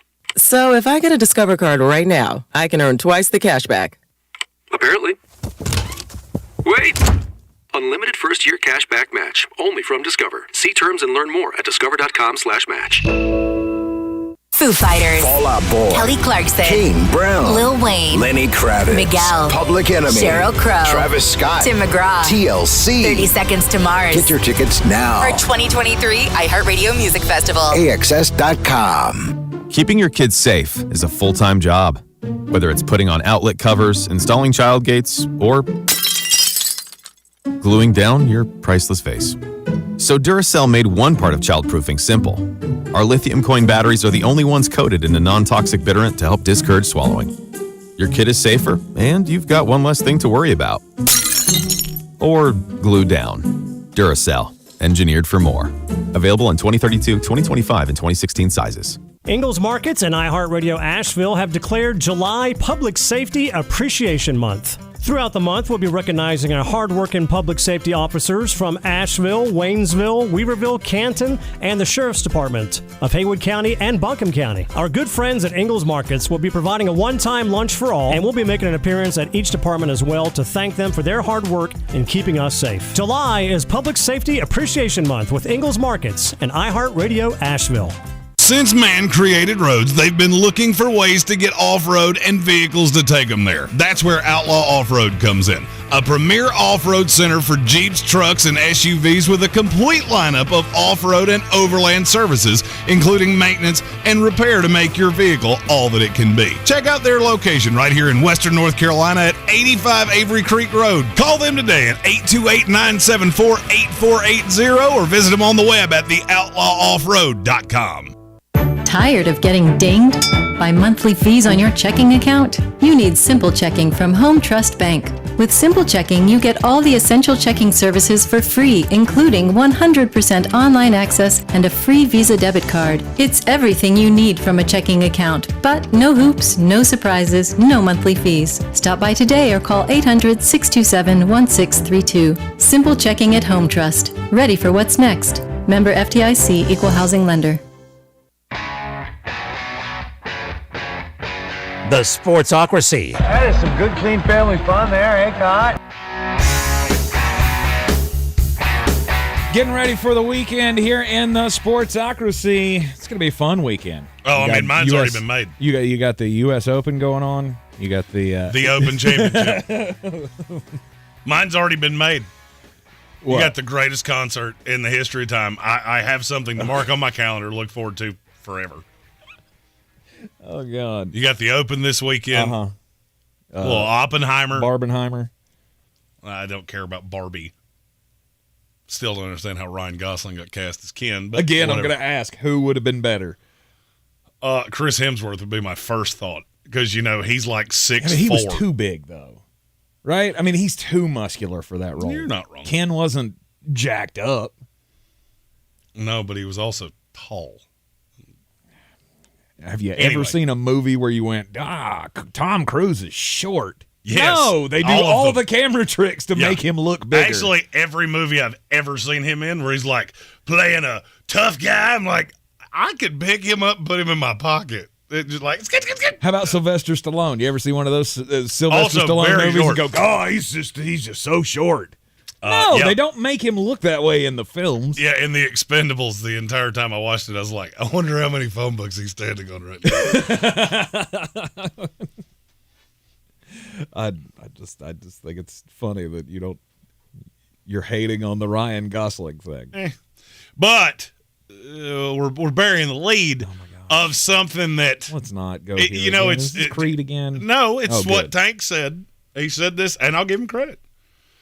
Aaron Rodgers came out today and said, it really wouldn't be fair if I only played a year. Of course not. And in my fat little nethers, I felt a little flutter. Please never talk about your nethers again. Plums, whatever you want to go. That made it worse. I feel Just good. Go Kiwi next. I feel good that now you're looking at a 2-year plan. Of course it Maybe is. even a 3-year plan. It's always been a 2-year plan. It's always been a more than 1 year plan. This was never just going to be a one and done thing. Now, he did say, well, if it's just a magical year, then who knows? So, but honestly, do you believe that if the New York Jets come out and, dare I say, win the Super Bowl year one, that Aaron Rodgers is going to go, yeah, I'm done. I'll just walk away? He could. Winning the Super Bowl, I think there's a possibility. He could. That he could. But there again, he said it depends on what his body is telling him. And if his body is telling him yes, then he's got to go with it and play again. Can I possibly...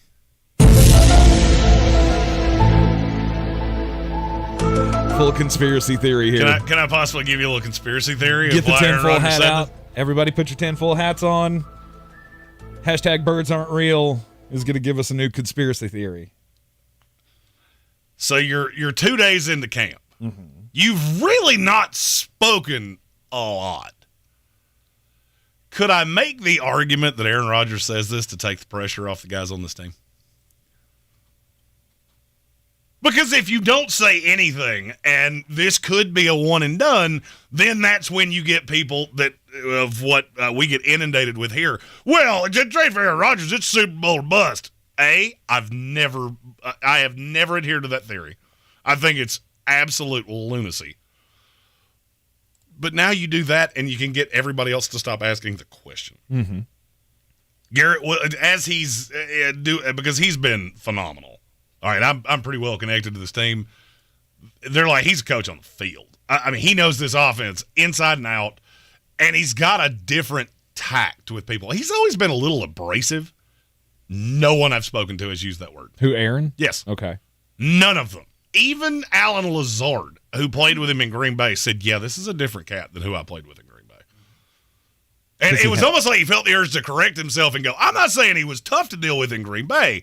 It's just he's much more, it's almost paternal at this point of coddling these guys to make sure that everything is hunky-dunky. Mm-hmm. And I think that all stems back to one thing that I said a couple of years ago that you, and I remember Football Farley laughing in my face when I told you Green Bay's window closed. And I think Aaron knew it. Aaron knew the window to win here has closed. And then Devontae Adams leaves, and he goes, okay, I've got nothing to play for now. There's no chance, no matter how good I can be, no matter how much I put into these relationships, and why would I want to foster relationships with these young dudes when I'm not going to plan on being here next year? Well, because he knew. And I'll give you credit on I did laugh at you when you said the Green Bay thing because it didn't make any sense to me. Because I was looking around the NFC talented. I'm looking around the NFC going, who exactly is supposed to stop them? Now, this was before the Philadelphia roster was completed. Right. It was before I knew Geno Smith was apparently he had been holding out on us for 10 years. But he had Tom standing in his way in Tampa, and then he had Matthew Stafford standing in his way in Los Angeles. And last year was a complete and utter disaster. Oh, by the way, those other 2 years that I mentioned, who was the MVP? In the Bucs year and the LA Rams year, who won the MVP? It was Aaron Rodgers. Mm-hmm. He knew his time was up, and it was not worth anything. Now we have a renewed MVP. This people talking about Aaron Rodgers has lost a step. Okay, He was the MVP 2 years ago. Exactly. What makes you think that he gave it his all last year? And what makes you think he won't give it his all when he goes to a new city where the heat's turned up on the stove and it's win or go home kind of of course, he's going to lock it in, and this is going to be Aaron Rodgers from 2 years ago, at least effort-wise. DNA Tooth Podcast in our YouTube comment said, Jeremy, as a Green Bay fan, he'll say things like that every week until he gets tired of the staff. The Bruce Wayne interview. And it's funny you mentioned that.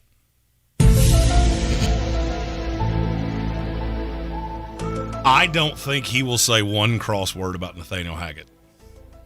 Never has before, so why in the world would I think he's going to now?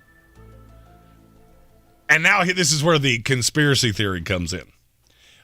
I'm not so sure Nathaniel Hackett's actually the one running this offense. Okay. I think it's Aaron Rodgers. I think it's why he wanted to do this.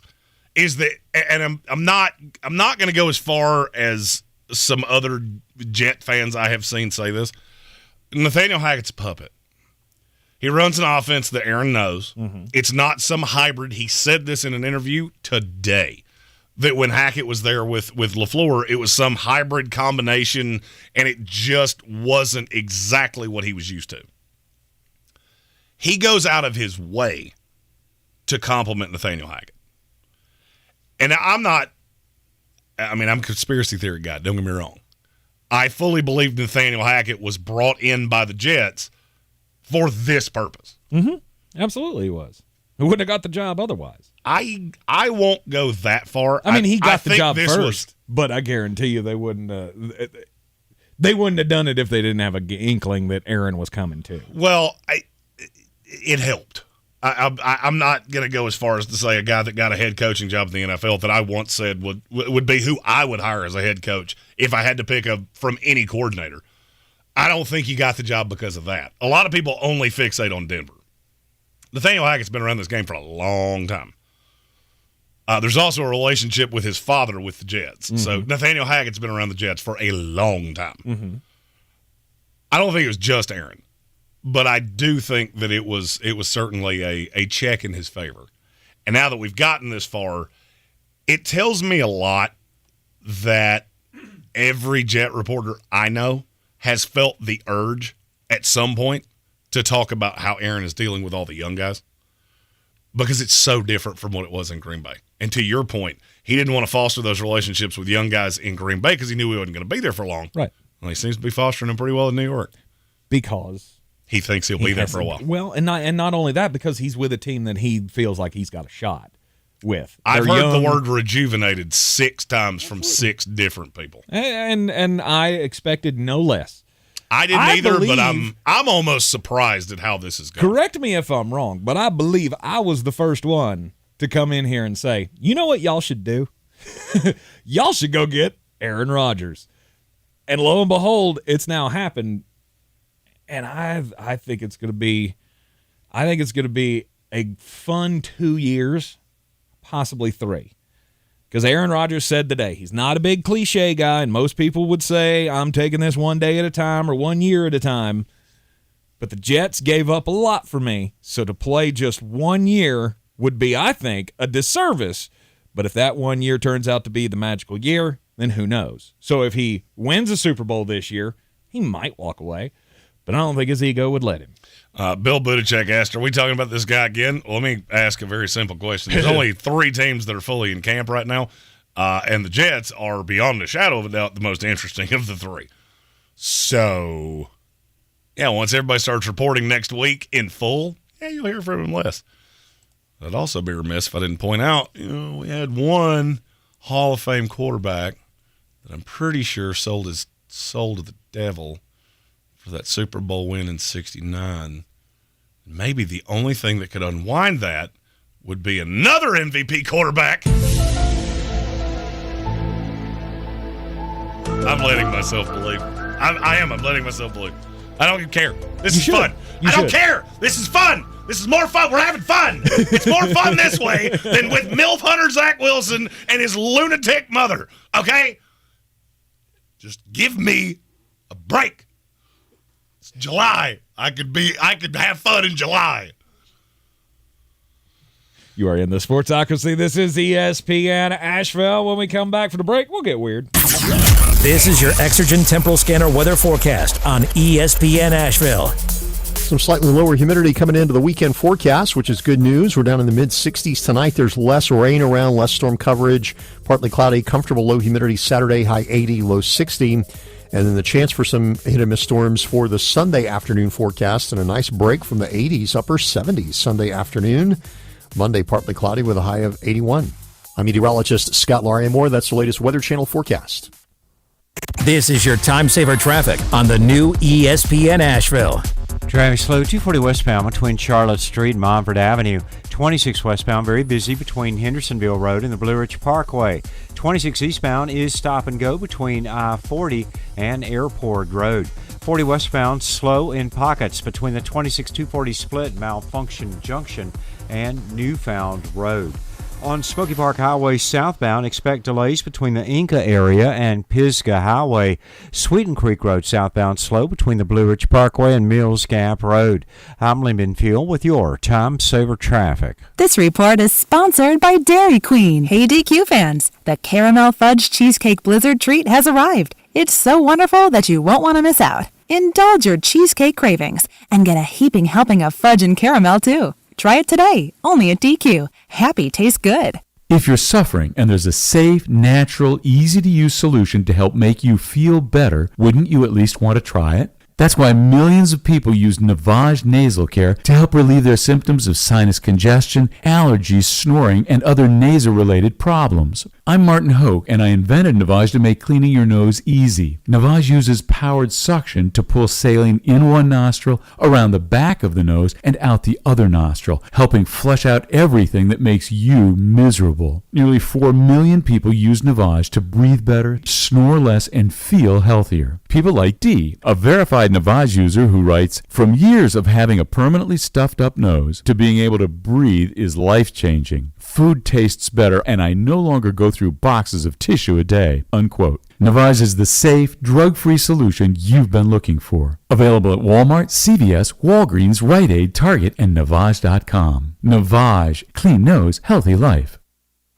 The original Tough Man contest hits the ring at Silverado's in Black Mountain July 28th and 29th. See the toughest fighters go toe-to-toe in live action. Tickets are $20 in advance and $30 the day of the show. The original Tough Man competition, July 28th and 29th at Silverado's in Black Mountain. Ringside and VIP tickets are available. Get yours now at silveradoswnc.com. silveradoswnc.com. At Ingles, we're all in for summer. We have everything you need for the perfect picnic, the greatest grill out, and the best beach vacation. Ingles, low prices, love the savings.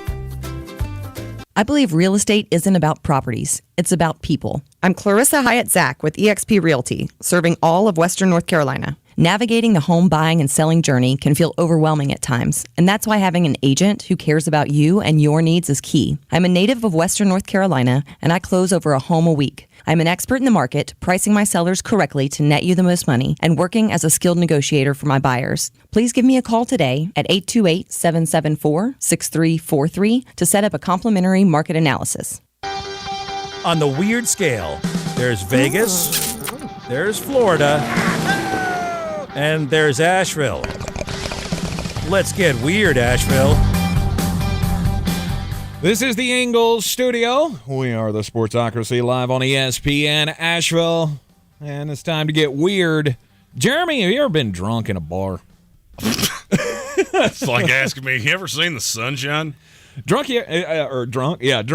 Have you ever gotten violent in a bar? What are you, a cop? Have you ever gotten so violent that they threw you out of the bar and the violence continued outside the bar? I reference again, what are you, a cop?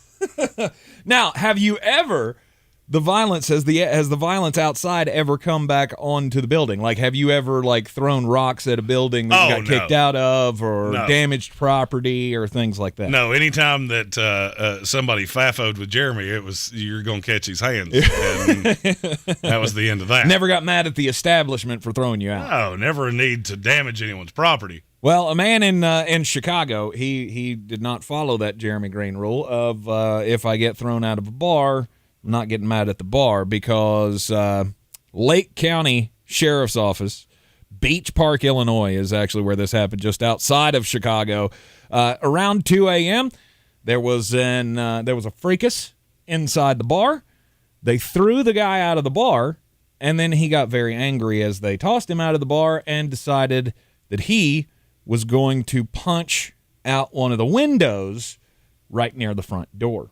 Now, that, to me, is very high on the FAFO scale. We've talked about the FAFO scale here on the program many, many times. Falafel around and find out. Exactly. Good to see that Kevin Vick now has the FAFO scale posted in his office. It's a great scale to live by. It is. It lets everybody know where you can fa.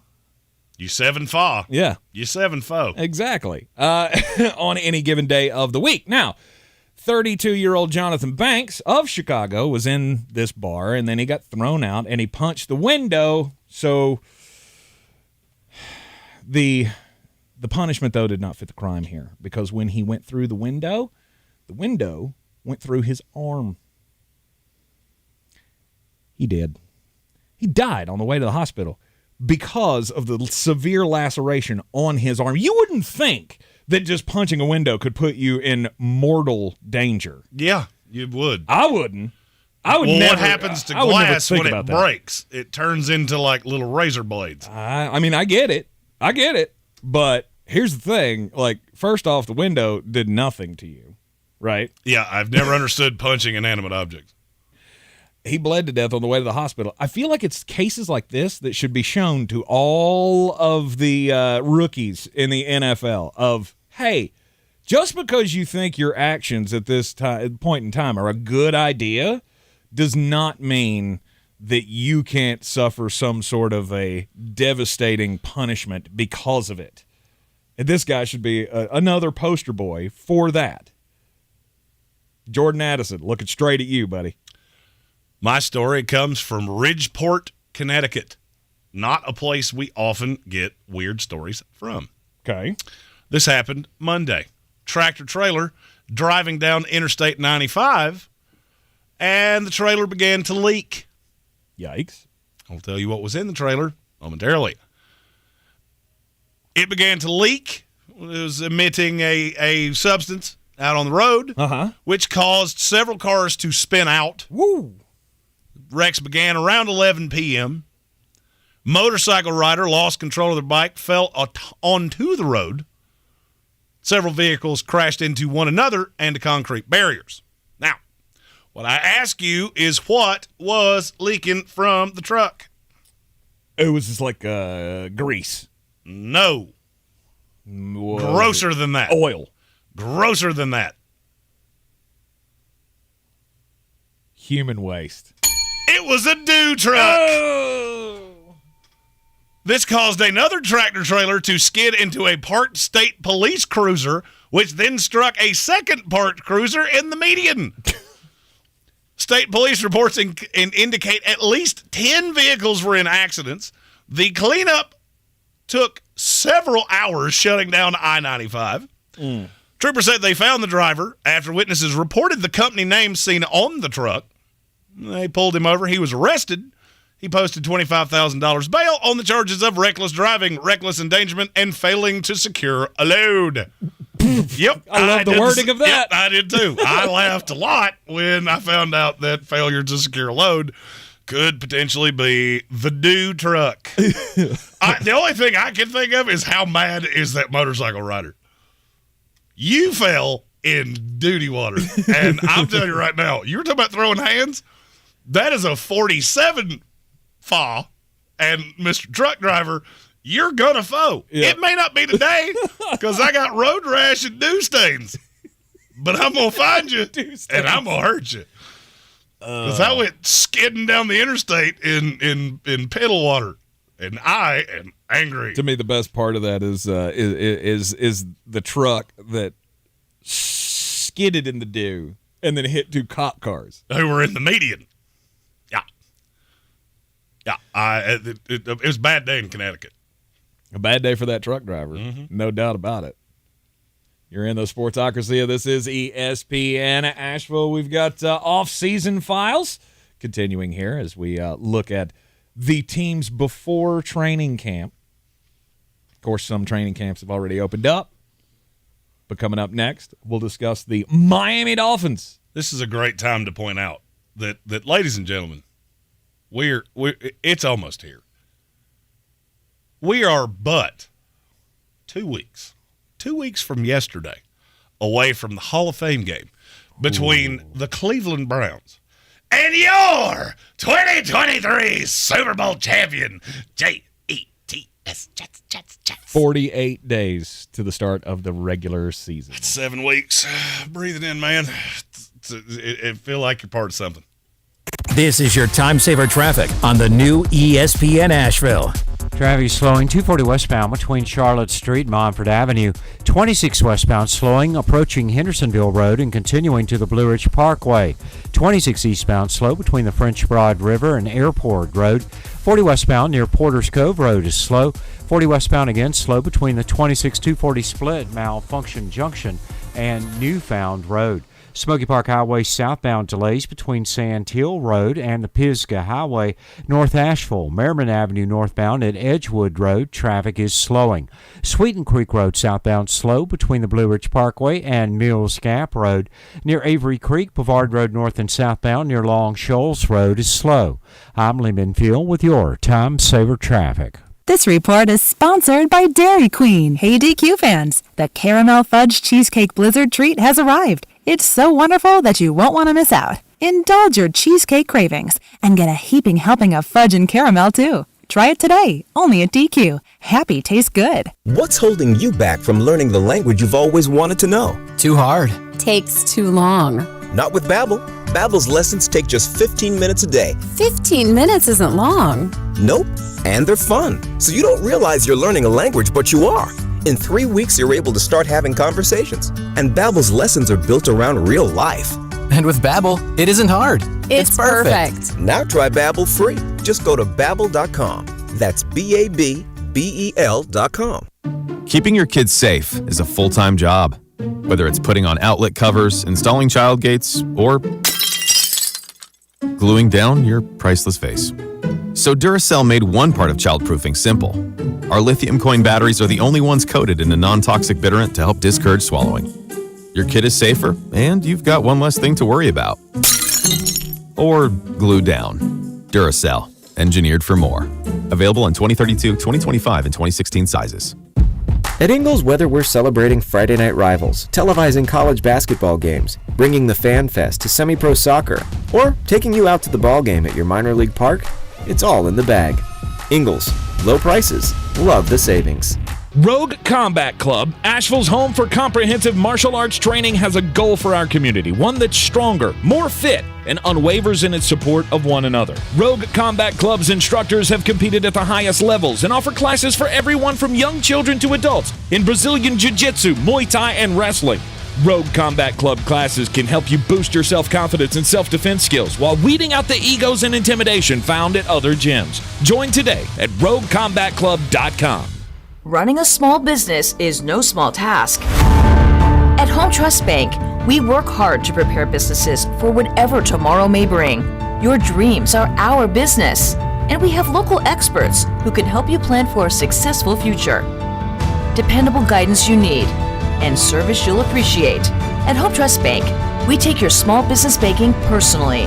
Visit your local Home Trust branch or anytime at htb.com. Member FDIC. Real estate isn't about properties, it's about people.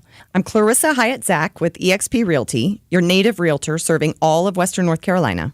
I will work hard for you, and I believe in doing the right thing every time. I market each of my listings to reach out-of-town buyers. I use a professional photographer and drone video on every single listing, as well as collaborate with agents across the country to find your buyer. Check me out online at clarissasellswnc.com or give me a call at 828-774-6343. It would be my pleasure to assist you through the real estate process.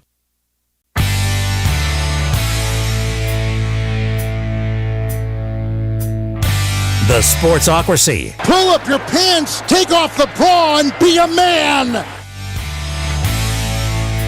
It is the Sportsocracy, and this is ESPN Asheville off-season files. We're going through the, who got better, who got worse, who stood pat, basically, during this off-season. Miami Dolphins fans, they're all geared up, hoping that they can be contenders this year. Tua Tagovailoa, did he learn how to fall well enough to survive a whole season in the NFL? I don't know. Tyreek Hill, Jalen Waddle, there's a lot to be happy about right there. Jalen Ramsey being added in the offseason to the secondary. You got a lot to be hopeful for. Mm-hmm. There's a great chance that this defense is phenomenal. And look, Jalen Phillips was very, very good last year. Mm-hmm. Far better than I thought he would be. I've told you I think David Long was the most underrated acquisition of the offseason. Yep. So now I'm looking at this team going, your off-ball linebackers are good. I think bumping Xavier Howard back down to a 2, you will see a better version of him than you saw last year. I don't know that he'll ever be what he was because he's 30, was he 30, 31? He's somewhere in that neighborhood. Something like that. So I don't know that he will ever be that guy again. He just turned 30. But he's still a very solid 2. You got Kohu, the rookie that came out of nowhere last year that's going to play in the slot.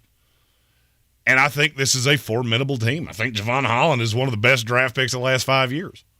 Freak athlete. Mm-hmm. It all, for me, falls back onto 2 things. The tackles and Tua Tagovailoa. Okay. Because without Tua, none of the rest of this matters. Mm-hmm. You're putting lipstick on a pig if he can't stay healthy. But if he does, then all of a sudden it becomes quite crucial. I think one of the only things that you're still not as good as I would like you to be is at the tackles. Mm-hmm. And people will say, but Teron Armstead, yeah, if he's healthy, which he has rarely proven to be for extended periods of time, then you're fine. I still look at the right side and go, that's just a huge liability. With Austin Jackson. Man, you talk about a guy I was wrong on. You were so high on him. I was high on him, and I thought he was going to be a franchise left tackle, and he has been a turnstile. Austin Jackson, and then they brought in Isaiah Wynn to back him up. I'm not going to hold my breath there. It's not pretty. You don't have a lot of depth there. If the Austin Jackson thing isn't working, you don't have a lot to turn to.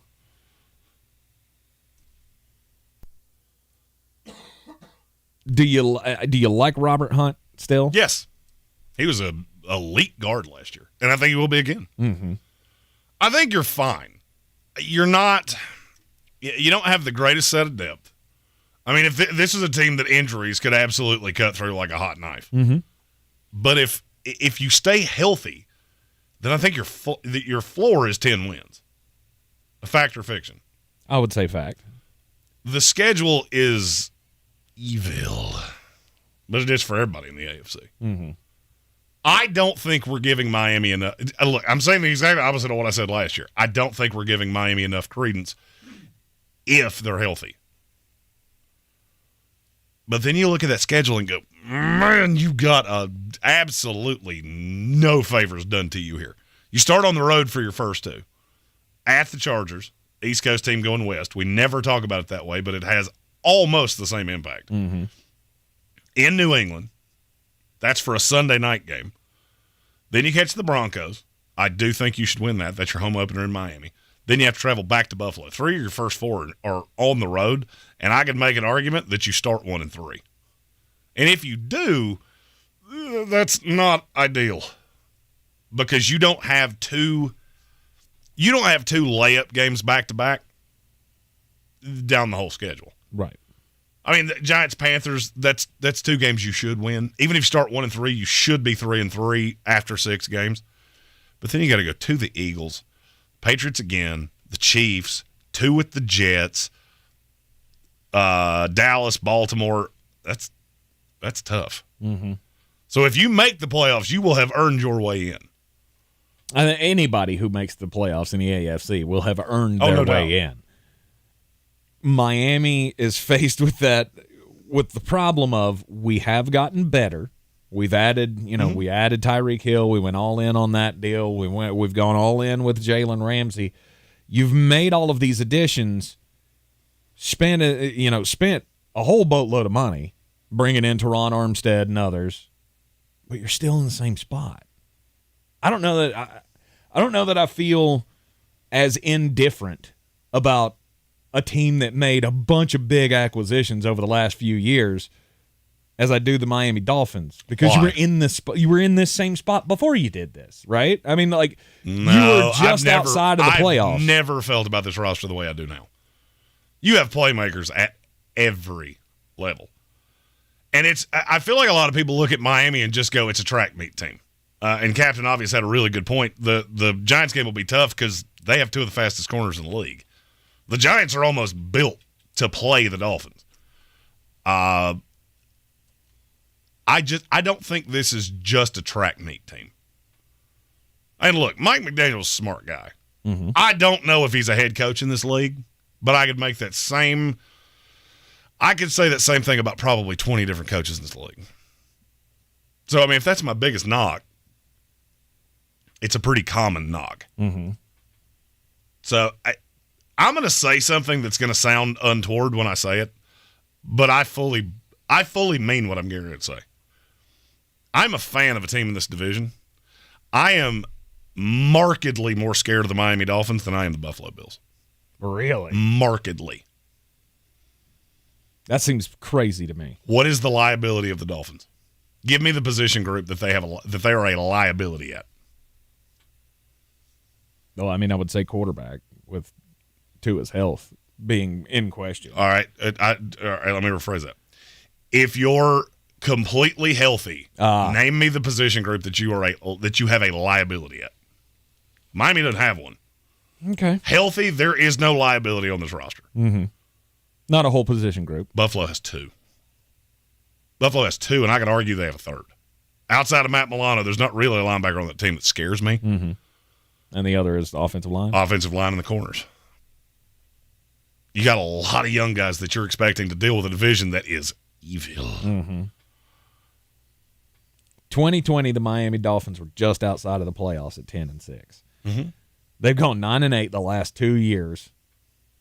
And I think they're right in that same boat again. And they're think right this at is, 9-8, right at 10. I think this is the team that people are sleeping on. Maybe. I think we've gotten too comfortable with Buffalo as the big scary bear. You're undervaluing Leslie Frazier, not being there. Mm-hmm. And I know a lot of Buffalo fans are like, "Oh, we're going to get better that way." Are you though? Kurt said that Dolphins analysts say the line and linebackers are liabilities. I do not in any way agree at linebacker. And the line, yeah, I get the issue at right tackle. Mm-hmm. But if you're healthy, that's the only spot on the line that is a liability. Teron Armstead is a special left tackle. The guards are really good. Mm-hmm. And Connor Williams was one of the best centers in the league last year. So I'm not worried about that.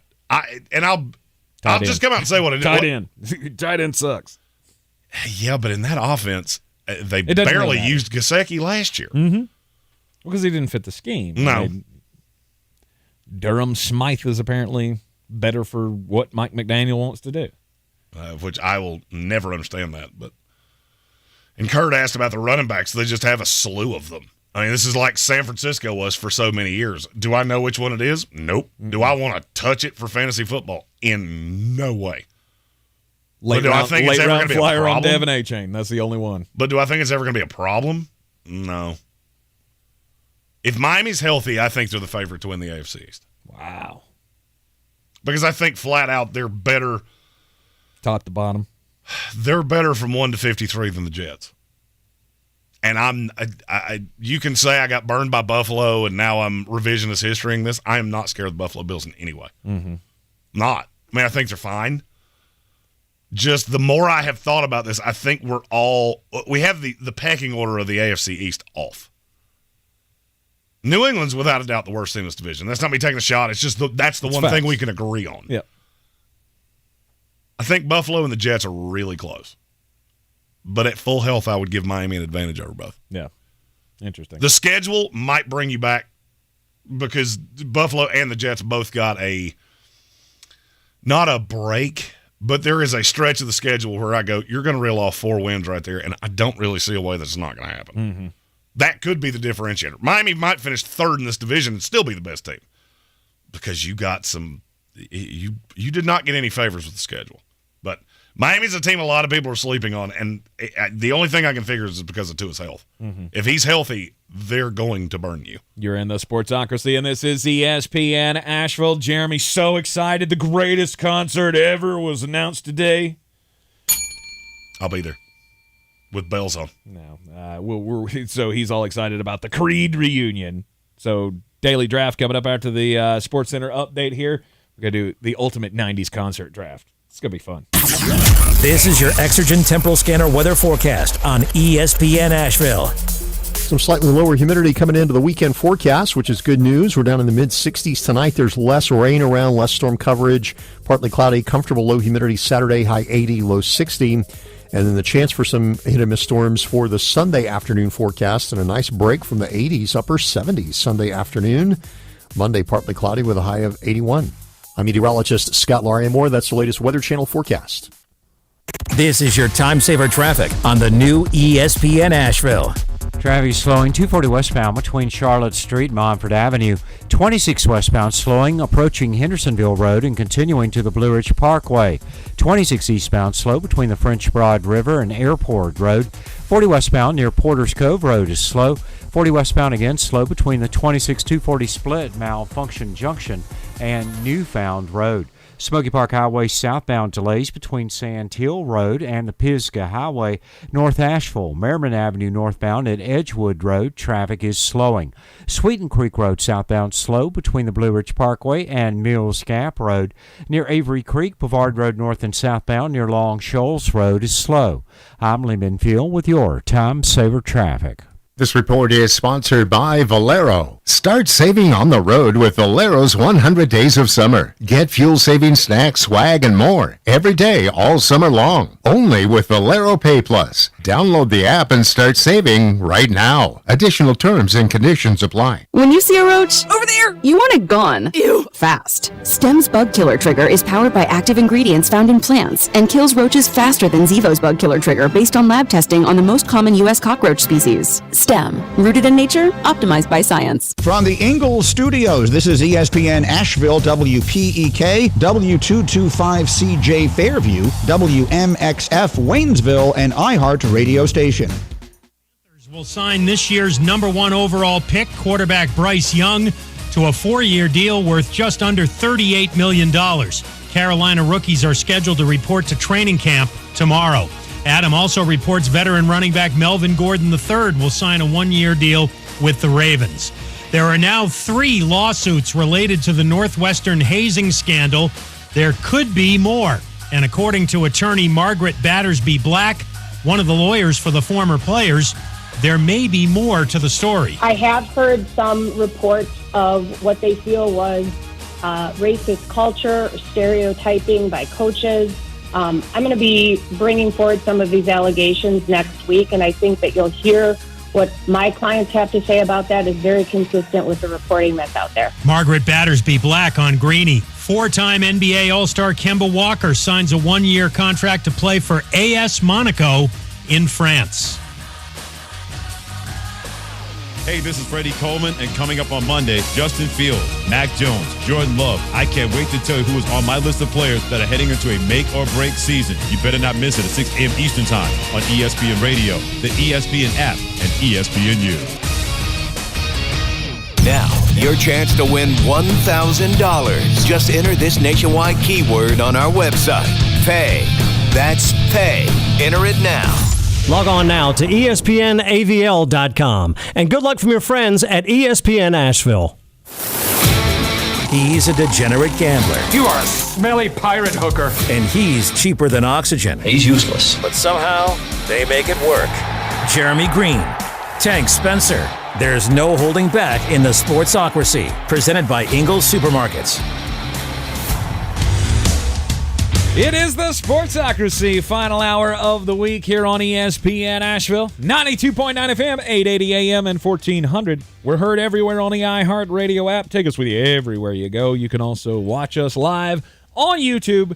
Go to thesportsocracy.com, click that live video link, subscribe to the channel. You can join us in the chat, and, of course, see us live here in the Ingalls studio. Jeremy, super excited because... well, there's a reunion that no one asked for. I asked for it. I asked for it. It's exciting. It makes me happy. And I get to see it on a cruise. His favorite band, Creed, is coming back together for the first time in 12 years. Banger. And they're joining a Norwegian cruise line, or they're playing on a Norwegian cruise line with a number of 90s bands. It's the Summer of 99 cruise. All right, don't sleep on Dishwalla either. Dishwalla is phenomenal.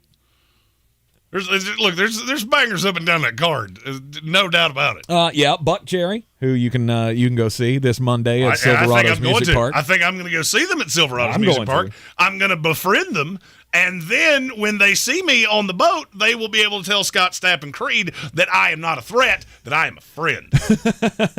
Vertical Horizon You remember them? I do. We all had a CD. All of us. I was working in Charleston when they came and did a concert for one of the radio stations in our cluster. It's pretty good little concert. So they were decent live. I think I knew 2 songs that they did, and it was fine. Some one hit wonders on here for me though. I mean, Creed's one of them. Tantric, The Verve Pipe, Fuel, and 9 Days. We all remember the Story of a Girl song. God, you wanted to just pull your earbud, like your eardrums out when you heard this is the story of a girl. Ride a river and drown the whole world. Oh, stop it. Looks so good. It's like one of those earwigs that you just can't get out of your head. Her when she smiles. Right, so Jeremy wanted to go full on. Let's do the ultimate concert draft today for the daily draft. No doubt. And number 1 pick, it was never in doubt. It's the greatest band of the 20th century. Creed bangers. I don't even care that you're not going to take it. I want to give them the their due. 100%. I want to give them the just desserts that you, the rest of the populace, do not give them. As one of the legendary bands of all time. Should be in the Rock and Roll Hall of Fame. Not even debatable. They are what you tell me the Rolling Stones were supposed to be. Greatest band of all time, Creed. Keep on digging. My number 1 pick, no doubt. Let's go. Just keep on digging. Now, I'm curious where you're going to go. Well, okay, so if the idea... That's how good it is that you're trying to find reasons to get back into it. I mean, why not?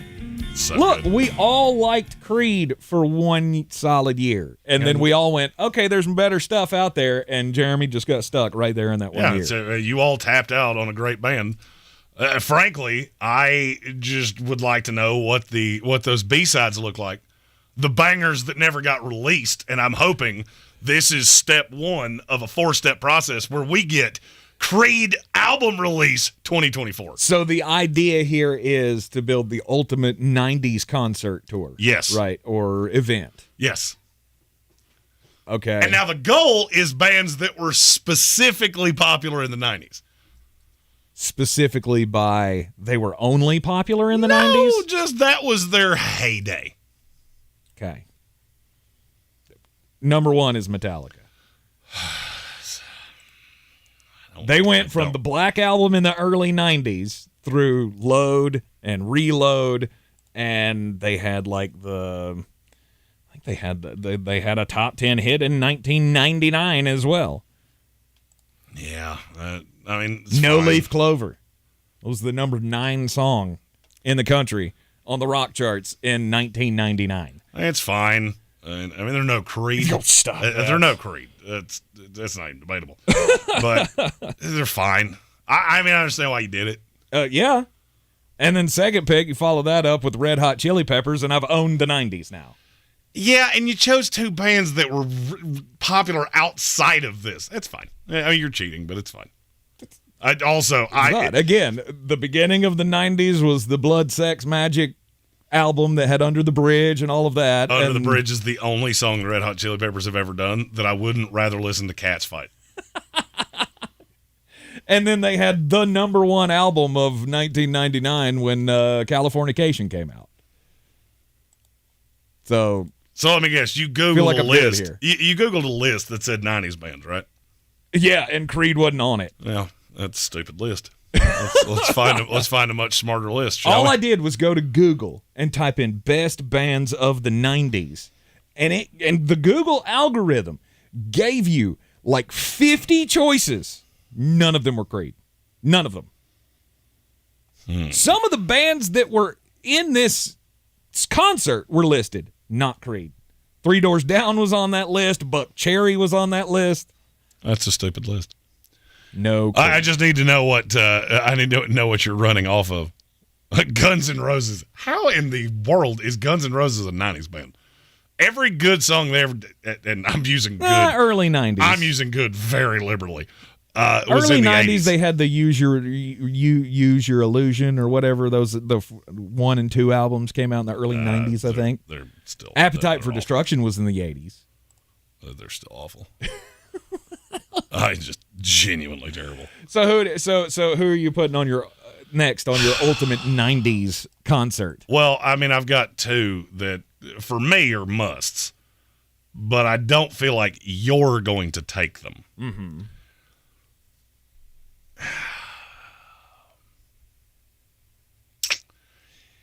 I know definitively what one of mine is. Okay. Pearl Jam is definitely one of mine. And not just because they did a song, about me.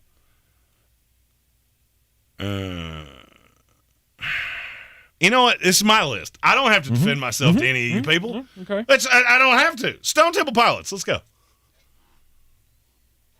Isn't Scott Weiland dead, though? Well, I'm pretty sure he is. I mean, okay. You got to have a little fantasy here. Because I got news for you. So you we're picked going back Metallica. to the grave on this one. Well, I mean, you picked Metallica. I'm pretty sure none of them could strum a guitar at this point if you gave them $1,000. I think they have the #1 concert tour in rock music right now. Oh, yeah. It's you know what? So did the Rolling Stones, and they have to pull them out of a crypt to get them on stage. So I don't really care. At least they're alive. Okay. So you're sticking with STP, Yeah. whoever they can dig up to be the fill-in. This is 90s Scott bands. Weiland. Okay, it's 25 years ago, so sorry, we're going to be missing some members. It's just the way the world works. Well, good Lord, if we're doing that, then okay. Didn't think about that before I did it. Obviously. All right, so Stone Temple Pilots. Yeah, that's your pick. And then who else did you take? Oh, Pearl Jam. Yeah. Okay. All right. Well, I mean, if we're bringing people back, we're going to bring the house down when Nirvana comes out. I mean, if we're going that route, it's fine. I considered them. I did consider them. They changed the face of music, but okay, I considered. They changed the face of music. They made grunge music a thing, and it lasted for about, 14 minutes. Oh, grunge is awesome. And boy bands show up, and attractive people singing irritating bubblegum crap was enough for you to go, what was that grunge thing again? It went away. It never went away for some of us. It's because your musical taste is from 1978 and it's never changed. The only addition was that you put grunge in it. Actual bands that you could have perform at an Ultimate 90s concert reunion style, Rage Against the Machine. I knew you were going to do that. They wouldn't have been in my top 100. Which is insane. I genuinely think that is the most overrated band of ever. I don't understand why. Because all of their songs are awful. Every one of their songs slap and you know it. No, we talked about this. You don't get to do that, Grandpa. Alex De La Roca, he was fire. And that's why. That's why. Because you do it that way, and it's weird, and I don't like it. Because it's weird that you guys use those words. Rage Against the Machine, really? Absolutely. That one. There are certain bands that the Rage Against the Machine. Evil and the Beastie Empire Boys changed music for me. I was in like 7th grade, I think, when that album came out, and it was just unlike anything I had ever heard before. And they were phenomenal. I don't care about their politics. Don't come at me with that. I don't care about politics when it comes to my music. I didn't agree with many things the people in the 70s were singing about, but there were some great songs out of that era as well. Yeah, for me, Rage Against the Machine and the Beastie Boys is just it's a noise. I mean, I get the Beastie Boys. I get that one. All right, we're going 90s bands here. And again, I'm going to say the same thing. I don't have to justify myself to you people. This is my list. You make your own list. You know what two bands I'm getting ready to say, don't you? Because we talked about this earlier. One of them's Hootie and the Blowfish. 100%. That's the first one. I almost did that the last time because Hootie and the Blowfish was awesome. And some of you are going to make fun of me because this is another band you don't want to admit that you liked. It's Matchbox 20. Matchbox 20 was fantastic. They had like 14 #1 songs. Oh, we all hated them. Okay. Sure you did. Yeah, you know what? They were playing the Cats. There were a lot of cats that were buying their CDs. Now, did it last for a great long time? No, it did not. It should have. It should have. It should have. It should have, but it didn't. good. Matchbox 20 was awesome. Matchbox 20. And then okay, so it's on me for the final band of the 100%. 1990s. All right, since you did it, and since we're just bringing people back from the dead, Soundgarden, Chris Cornell, and Soundgarden. That's was the one first of the ultimate bands of the 90s. That's actually the first one you've taken that was on my list. Because I mean, you know how I feel about Chris Cornell. Mm-hmm. I've long said he's one of the 5 best vocalists of all time. Mm-hmm. And I saw him 4 days before he died. I get that one. Those others are... you don't get Nirvana. You don't get Metallica. Nirvana, I mean, the Red Hot get, Chili Peppers. Nirvana, I give, they had like 6 songs ever. It was... You're talking about short? That was short. That didn't last long at all. So, I mean, that's the one I get. I absolutely detest the Red Hot Chili Peppers. Under the bridge, end of message, repeat the line. Everything else is just obnoxious gross. sound to me. Ugh. Suck My Kiss is still one of the greatest guitar riffs of all time. And see, that's the thing, is that to me, people say that like, oh, the guitar in everything is good. Is it though? That scared me to death. I have no idea. Apparently I set my alarm clock for 5:15 and I don't really know why. Interesting. Were you taking a nap yesterday on your day off and forgot to change it? You know what? That makes way more sense than why I think it's there, so let's go with that. All right, so I think we could clearly say you lost this one. Well, you still get an undrafted free agent, because I still got one more. Oh, good Lord. You want me to choose another one after I've already beaten you? Fine, I'll take another one on your list. You don't have to like it, but they were one of the most dominant bands of the 1990s. It is Green Day. Yeah, I knew you were going to do that. That's actually why I stared into that. Okay, you can do it. There are a few you didn't take that you can have them. There are a few you didn't take that I thought very sure you would. Tell me, what do you got? Of the ones that I thought you would take, shocked you didn't take REM. Shocked you. I was never a great fan. They were one of those bands that was like, I got sick of Michael Stipe's whiny bald head after 2 songs and went, okay. Alice in Chains? Alice in Chains was a good one. I apologize to the ghost of Lane Staley for not bringing them into this. They probably should have been mentioned. Well, they're going to be my last but one. I don't think I could have put them above Soundgarden. Yeah, I mean, they're going to be my last one. So there you go. That's a good one. You redeemed your list there with the last one. So he has put together a concert that we will want to see 2 bands on. Thank you, Jeremy Green. Who was your last? Now I've gotten. Who was your last one? The undrafted free agent. Yes. I just took. Green Day. Green Day. That's another one. You basically made a concert that I would run away from at every avenue. I would hear Nirvana, ever good. Soundgarden, in. I've seen Metallica, and they were awful 20 years ago. So I can't even imagine how bad they are now. Can't be as bad as Axl Rose. No. Yeah, Axl Rose now sounds like Miley Cyrus, so I'm glad you didn't pick Guns N' Roses, because I was fully planning on making fun of that. And Green Day. Green Day's one I never got. So whiny. Wake me up when September ends. Yeah, but that was the 2000s stuff. Yeah, and I get that. The 90s stuff was the Dookie album, Welcome to Paradise, and I get it. The better stuff was in the 90s. I'm fully well aware of that. I can't unhear when you went full emo. They did. And that's. Yeah. You never go full emo. I would be afraid at the concert they're just going to break those out and my ears are going to bleed. And I'm going to ruin a shirt because there's just going to be blood on my shoulder pad. The Insomniac tour, I would have loved to have gone to that. Ugh. Yeah, that should tell you how different our musical tastes are. I would kill for my concert to actually happen. Right. And it probably could, because outside of a couple of mine, I've probably got 3 bands that are working at Arby's right now. So. Yeah. Stephen Tao says the Nimrod album. Absolutely. There's not a person that graduated from 1998 until 2010 that didn't have Green Day played at their graduation.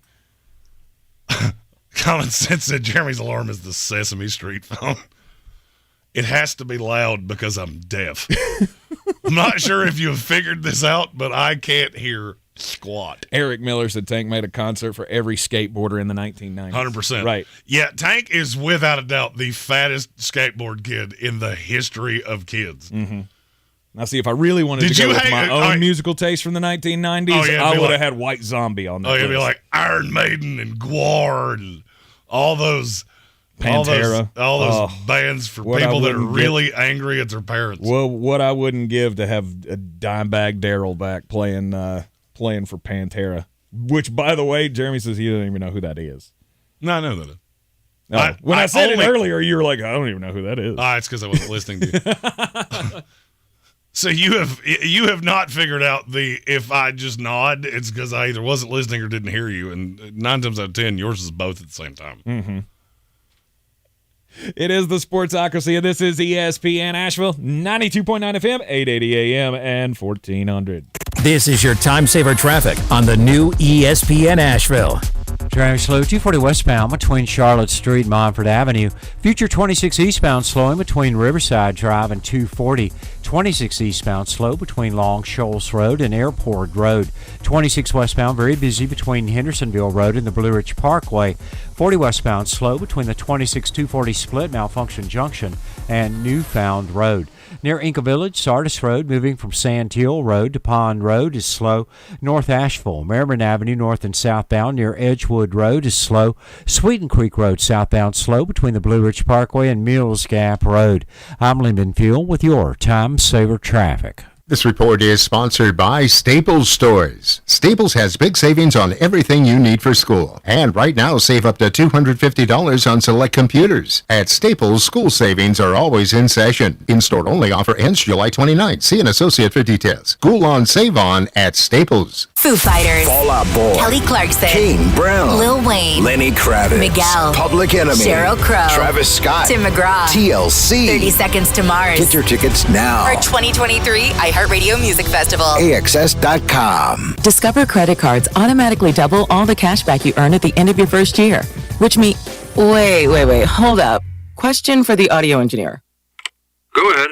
Did I read that right? Discover automatically doubles all your cash back? Yeah, that's what the script says. So if I get a Discover card right now, I can earn twice the cash back. Apparently. Wait! Unlimited first-year cash back match. Only from Discover. See terms and learn more at discover.com/match. Dr. Conrad, after all night in the lab, I've cracked the formula for black titanium. Go on. It's the luxury of black, the power of titanium, the best odds at $300 and a top prize of $4 million, all in this scratch-off. This is gonna be big. So, am I getting a raise? Let's see.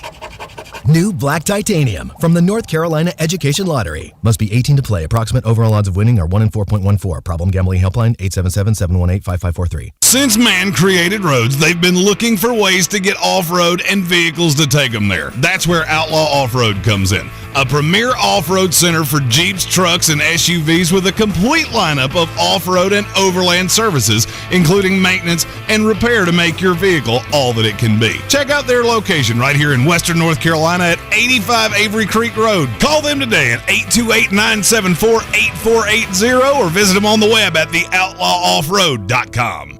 Real estate isn't about properties, it's about people. I'm Clarissa Hyatt Zach with eXp Realty, your native realtor serving all of Western North Carolina. I will work hard for you, and I believe in doing the right thing every time. I market each of my listings to reach out-of-town buyers. I use a professional photographer and drone video on every single listing, as well as collaborate with agents across the country to find your buyer. Check me out online at clarissasellswnc.com or give me a call at 828-774-6343. It would be my pleasure to assist you through the real estate process. At Ingalls, we're all in for summer. Whether you're hitting the trails, hitting the water, or hitting the golf ball, we have everything you need for the perfect picnic, the greatest grill out, and the best beach vacation. We know that the mountains are calling, the open road awaits, and that pool party is ready to rock. So head on over to Ingalls and stock up on all the goodies to get you through your summer of freedom.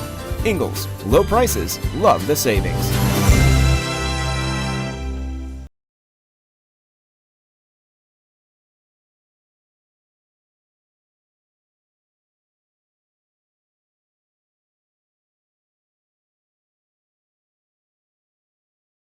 Awful. That better than anything Creed ever did. Awful.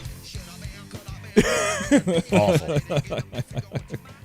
Don't like the Red Hot Chili Peppers. Oh, to test them. Like if we did a list of bands that I have